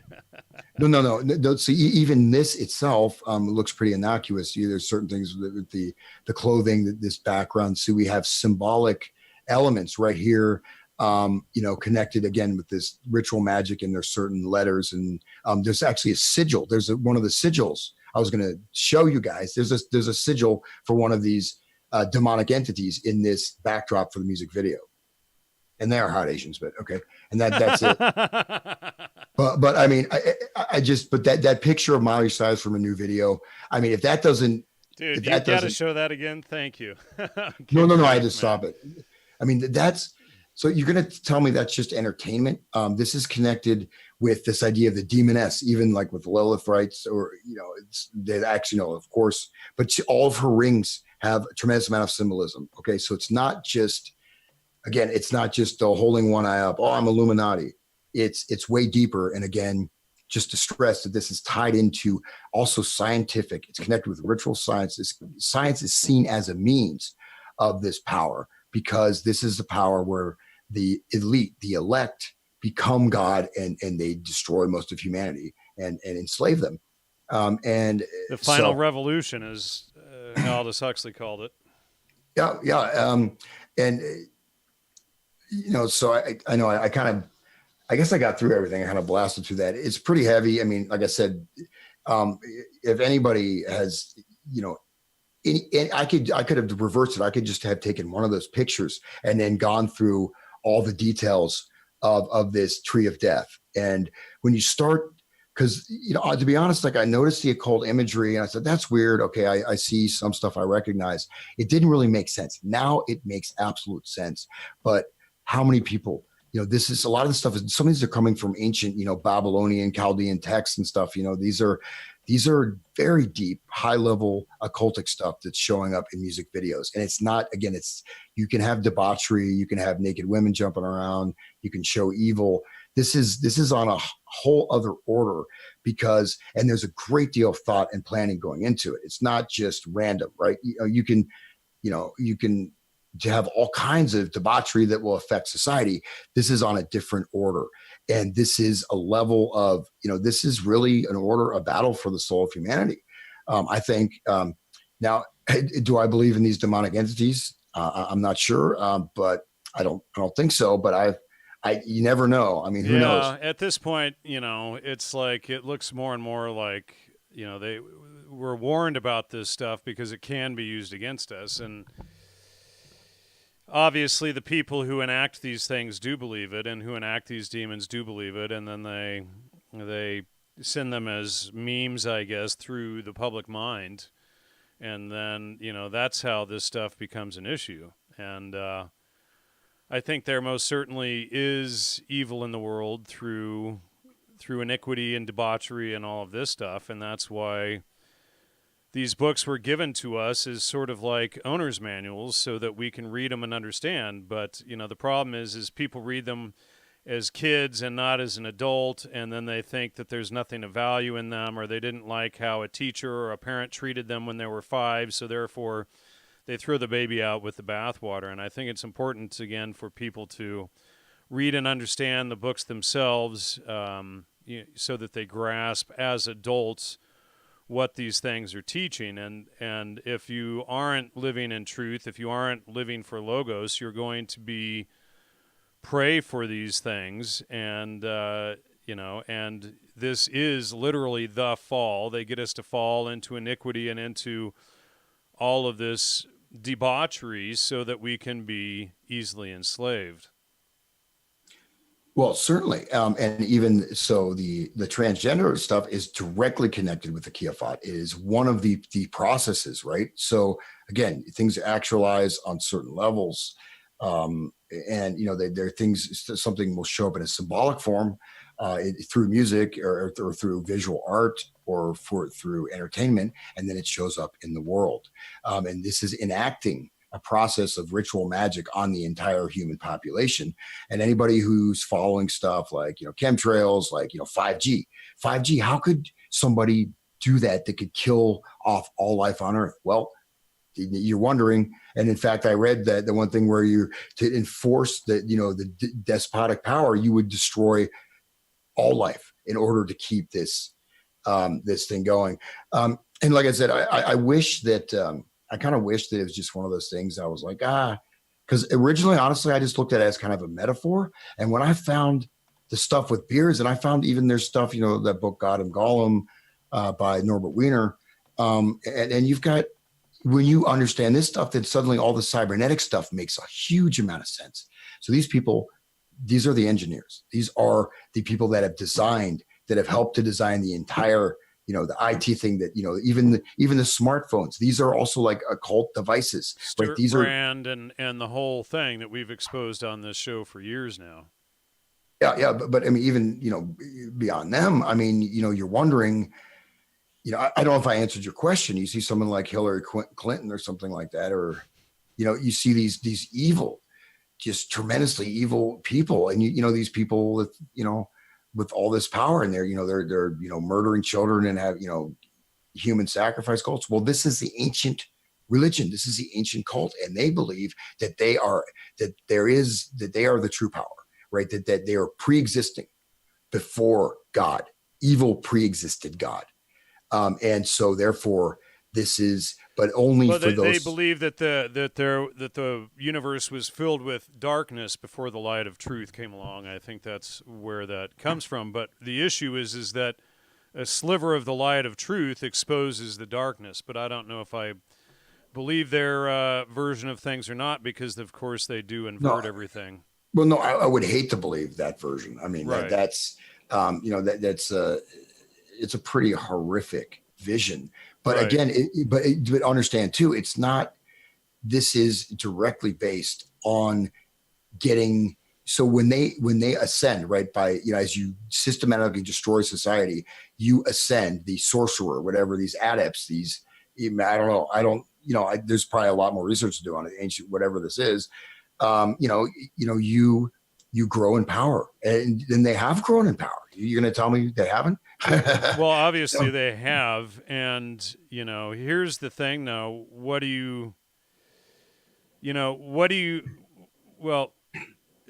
issue is that they always tell the public what they're doing. And then if the public are not, awake or aware enough to realize that they are actually being told what is going on, then they're doing it by consent.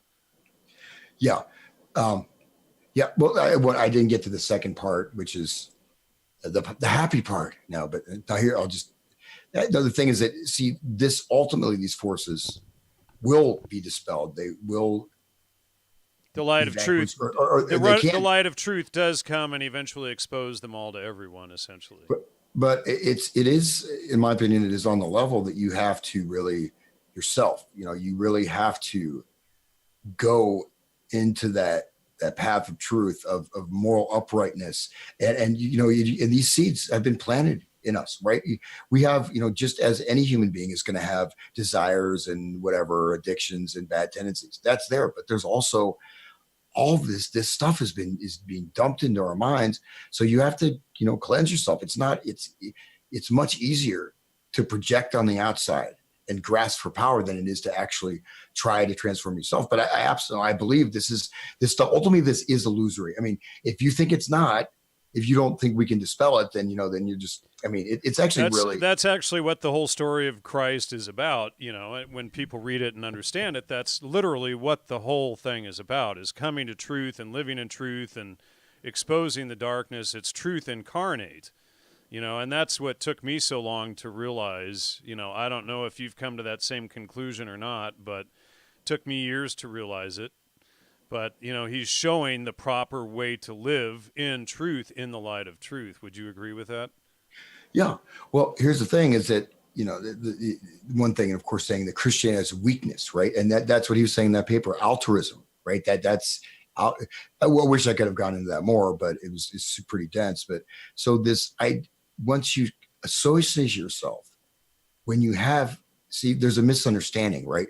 So if I allow my town to be destroyed, in Germany, you just allow your women to be raped by these invaders. You're just going to sit there and watch that happen, and you think you're a good person. That's the level of mind control people have reached. Absolutely, right. The proud Germanic race has turned into, an indifferent.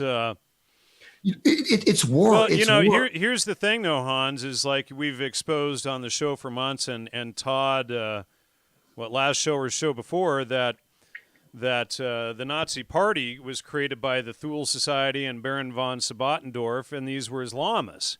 And then we see Germany and Europe being overrun by Islam and all of this crap happening. So there is a tie in here to all of it. Yeah, I'm not quite in that zone. I don't know much about that. I would You'll have to check out my series with both Todd and Lloyd and when you have time. Yeah, I look at this as something much more ancient. But one thing to say is, see, the path of, it's not,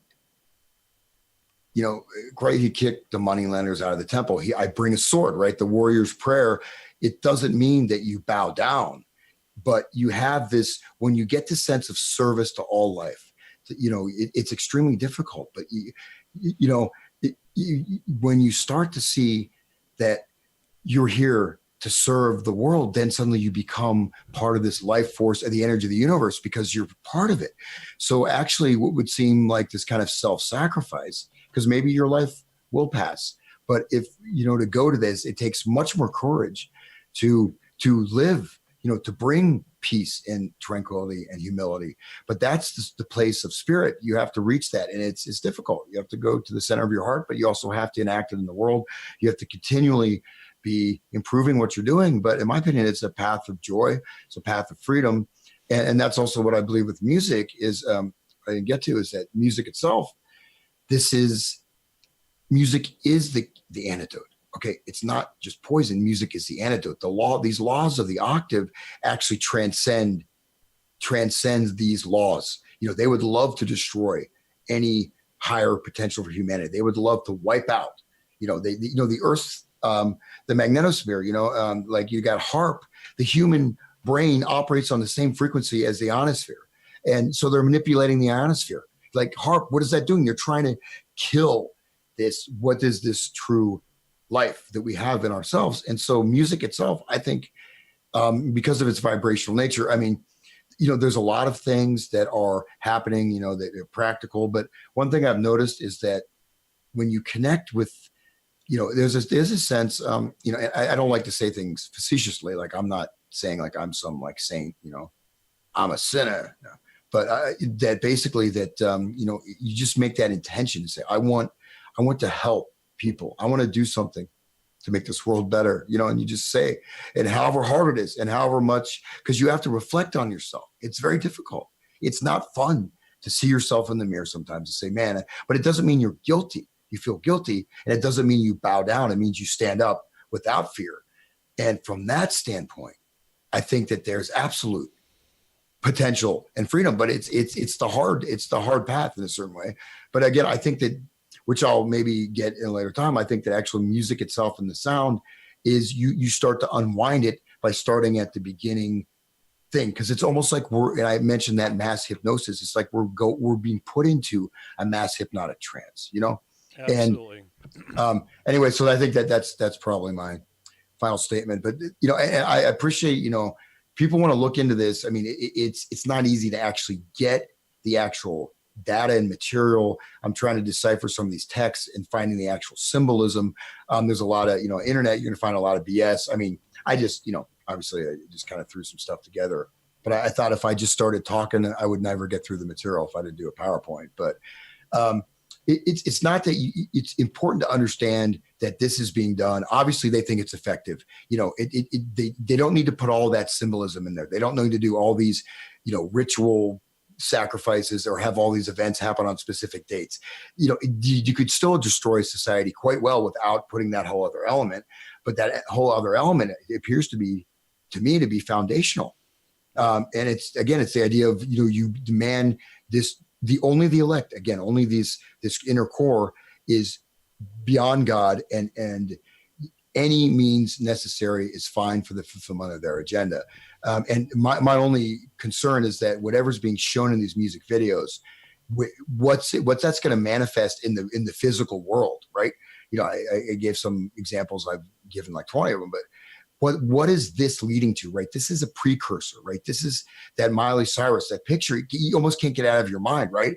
It's like psychically damaging. Yeah, thanks for that. That's why I told you to change it, No, I was trying to. I was just trying to, get this turned off. There's actually people in the chat who still can't grasp that Terrence McKenna and these people were CIA folks working for MK Ultra. They still actually think that McKenna was one of the good guys, not one of the bad guys. But we've done 250 shows exposing all of that now. So if they want to learn, they can go back and study it all. Yeah. But I've done written papers on McKenna, and the research is up on the website, et cetera, if people want to look into that. But the guy admitted himself that he was recruited and that he was doing deep background and public relations. If you're dumb enough to believe that he was recruited by the mushrooms as a PR man and doing deep background work, you need to go, have your capacity for critical thinking checked. Yeah. And I have a whole bunch of material I just didn't get into. That's why I had those little things. But I can go through all these different all these MK Ultra sub projects. I mean, there's an endless. You can start putting supporting data. And so, this one thing to understand is that there is, it certainly doesn't mean there is this higher levels. There's absolutely a real living spirit in this world. This is, to my opinion, that is not opinion. It's there, but right. It's much faster, and that's one of the things of these, the hallucinogens. These is like the fast track, right? But what people don't understand, though, just to impart this, is that, this is why the Bible opens with warning about the plant drugs in Genesis 3, creating the fall. That's why it's right there. And then we see MK Ultra and the CIA and all of their, the CIA's 60s psychedelic heroes and McKenna, Leary, all of these people, the merry pranksters, etc., all being the spearheads for recreating that fall. This is why Aldous Huxley and Leary are joking, in their writings about using the plants for recreating the fall. Yeah, and in fact, I want to just really quickly. I want to show this quote on screen, and then I'll hand it back over to you. But so here's this quote: "These are evolutionary matters. They cannot be rushed. Work privately. Initiate artists, writers, poets, jazz musicians, elegant courtesans, painters, rich bohemians, and they'll initiate the intelligent rich. That's how everything of culture and beauty and philosophy, freedom." has been passed on. Of course, his whole statement, this is Aldous Huxley speaking to Leary, of course that whole statement is an inversion. Your role is quite simple. Become a cheerleader for the evolution. That's what my grandfather did before me. He's talking about Thomas Henry Huxley. These brain drugs mass-produced in the laboratories will bring about vast changes in society. This will happen without you or me. All we can do is spread the word. The obstacle to this evolution, Timothy, is the Bible. And what they're talking about, the evolution, is actually the fall. They're talking about the total enslavement or the final revolution, as Huxley called it himself. I don't remember any discussion of brain change drugs in the Bible. Timothy, have you forgotten the very first chapters of Genesis? Jehovah Wow. says to Adam and Eve, "They've built you this wonderful resort eastward of Eden. You can do anything you want, except you are forbidden to eat the fruit of the tree of knowledge."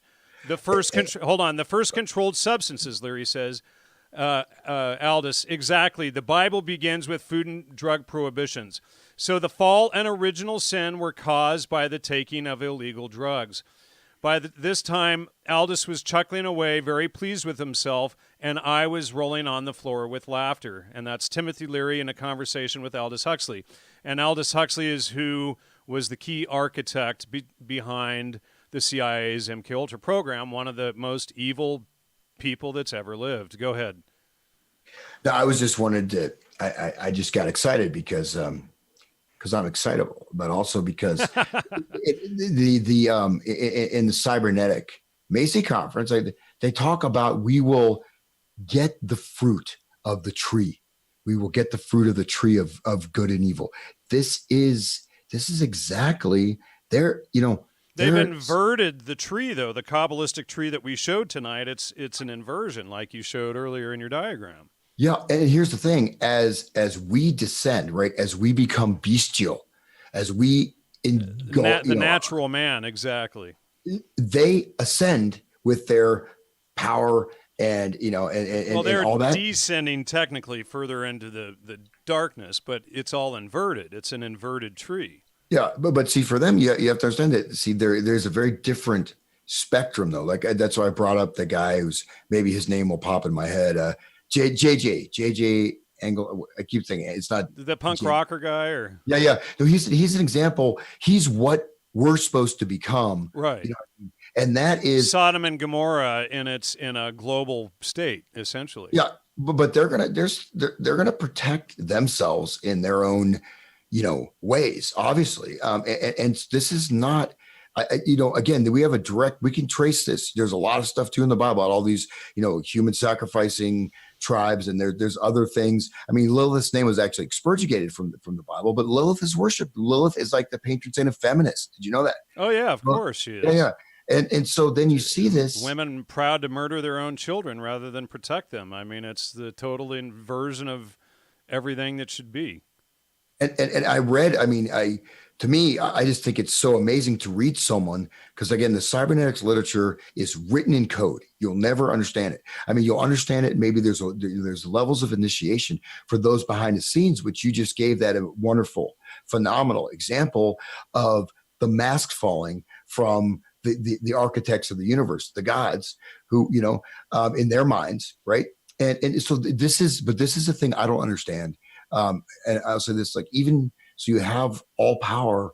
Okay. Even if I could understand, being sort of a eugenicist and saying, okay, there's a lot of inferior people that are making the world really bad. I want to make the world better. So we should, sterilize them. I mean, I don't believe that, but I mean, you could see someone doing that, but why would you want to destroy nature? Why would you want to destroy human reproduction? Why would you want to eradicate, I mean, look at Monsanto, they're wiping Sanger out and all that crap. Yeah.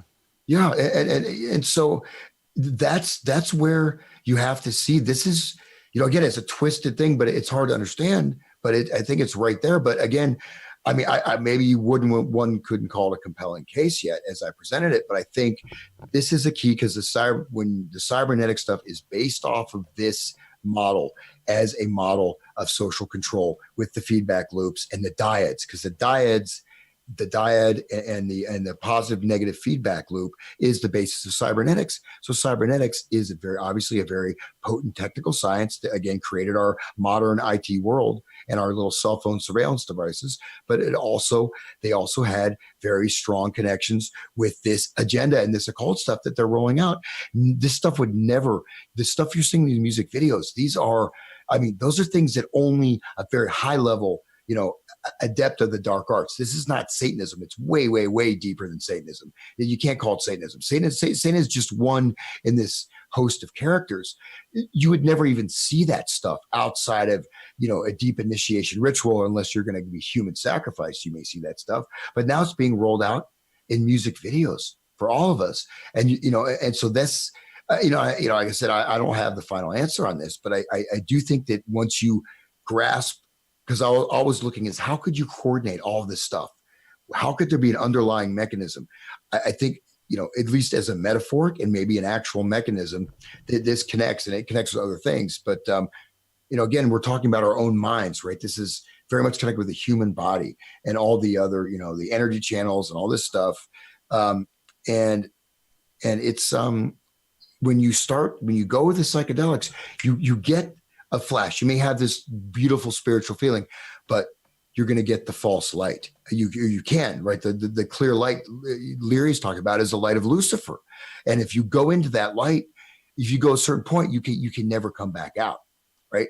And that's the thing is I think for whatever reason, they want to degrade the entire human species to this bestial level of, this, what I mean? It's like a massive fornicating slime, murdering and eating each other. It reminds me of this H.P. Lovecraft story. It's called the Lurking Fear, where this guy, there's this remote area, and he goes out there and these people are just dying, in these little small hamlets. And he finally finds this mansion. He goes in the basement. It turns out this entire family had inbred over hundreds of years, and they were just this swirling mass, this giant cannibalistic mass, killing each other, blah, blah, blah. And they were like, that's kind of what the end game is for humanity. I don't think it's going to happen, but I think if you're not aware of it, I would love someone to prove me wrong and say, man, you're full of it. I have way more material. Like I said, it's quite complex, but would you agree? I think I'm on the right track. Right? Yeah, I think you're on the right track. I think, maybe in a few weeks or a month, if you want, do a part 3 if you're interested. Yeah, I kind of enjoy. It was like I kind of like not thinking about it. I was like, oh my god, I got to do this. No, what I mean is that it is super dark. And it's even. I tried not to. I agree with you, and at the same time, it's bringing the light on it that's going to help people out. And I know we don't like to focus on this stuff. It's terrible to focus on. Well, I didn't. I wanted to state that I didn't. There's a lot of stuff I did not bring up. I mean, I could have, and there's stuff that So you're saying you're reluctant to do a part 3 on this? No. I mean that there's certain things, if I really, like, for example, when I showed those images from the music videos, to go into that stuff, I'll have to go much, much deeper in the Khilafat, which I can. And I've looked into it, but at a certain point, I was also like, well, I know enough about some of these things. But part of it, my job is to look into it. So, but what I'm saying is that I don't, there's certain things that you don't want to put your mind into that crap. Well, or not even my mind. I don't necessarily want to, because there is something where, and there's something where images, right? Which I'm not saying I'm not. I think I phrased that wrong, incorrectly. Like, for example, everybody's saying, "Come on, Hans, come back." no, that Miley Cyrus picture, right? Like you couldn't even stand looking at that. And I was gonna discuss the symbolism, but that's there's certain things that what it is, but you have to understand the networks, but you don't have to go. You can actually present this material where it can be an initiatory practice against your will. Which I'm certainly not going to do. I'm saying that there's stuff, if people want to read about it, I can direct them where to go, but I may not. I mean, if you want me to go in the hardcore stuff, I can. I mean, sure. But anyways, that was kind of a tangent. But I'm just trying to say that we could. There's some of the stuff where you can keep going into it, and I don't want you to hurt yourself and mentally or whatever by going too far into it either. I'm talking about hurting people. I'm just talking about hurting them. Well, I don't care about myself, man. Well, I'm invincible. Yeah, right. Yeah. I'm tired actually, but but it's really fascinating because when you get the numerology aspect, when you get the language, when you get the colors association, when you get everything, it's like, wow, this is a comprehensive system that has been operational since the ancient days of the ancient world, right? This is going back to this and to this thread. It's possible that these elites are still there. Maybe I don't know if they're biologically descended, but they're certainly spiritually descended from, The ancient mystery schools. yeah, or, the temples of Baal and Moloch, Moloch, this, they worship Moloch. I mean, Moloch was not just a random dude. Moloch was, they had the metal The god who body, and eats his own, or they eats the children. they threw children inside the cauldrons and burned children alive. And the worshipers of Moloch they had to bring their firstborn child and throw their firstborn child into the fire pit and watch their child burn to death. That was a religious practice. That was their worship practice. That, I'm not making that up. That's absolutely true. And anyways, enough of that. Hey, I'll play some more guitar. Yeah. Yeah. Well, we should probably wrap it up here. If you want to play some sitar for a minute, why don't you do that? Or we can just wrap it up. I don't have a sitar here. Okay. Yes. I got to play with a guy from Parliament Funkadelic, keyboard player. It was pretty cool. Played a drummer. He played with Michael Jackson. Actually, I have like a kind of a dive bar I play at every once in a while, next to my house. And these guys just showed up out of nowhere, man. It was phenomenal. And they had very, very positive, very beautiful people and beautiful music. And so that's the thing. It's that one of the Khilafat is talking about, where you take away the ability to see beauty. That's what happens too, right? You turn, it took me a while to get back into music too, because, I had to sort of go through a cleansing process. And now I'm very much tuned into, the stuff. And I just tend to avoid things. If any, because I don't just want to expose myself to it. You know what I mean? It's not like I'm going to die, but on the same time, why would I put negativity deliberately into my own sphere of being, right? But like I said, at the same time, is that the power for connection, I think it's a powerful connection that we have that gives us the chance to unravel. But if you don't know what they're doing, how are you going to know what's being done against you? It's like reading Nathaniel Hawthorne. It's like, you read that stuff and then it's hard to get that crap out of your mind. It's just that dark and evil, and you can see what it's leading to, and they promoted him as this liberated writer and all this crap. But, all of this stuff has to have that same sort of effect. Yeah. No, I'd say if to get a sense of it, I would say really, I think H.P. Lovecraft is actually a great writer. But if you want to get a sense of this, there's a thing called, and they edit, some of these stories are edited, but the Har at Red Hook, and is an X to understand in a sort of a metaphorical way, but also sort of in an actual way, to a certain extent, what's some of this stuff. It's a way to get a grasp of it without diving into like reams of occult literature. And just, I'll say last thing real briefly. I mean, there is stuff like there's texts, I'm trying to read the more academic stuff on it, but there's occult text and some of the stuff. I was like, man, I just, not that I'm afraid. I sound like they say like Hans is a pussy. I should, oh my God, I'm so on PC, but basically, some of the stuff, like I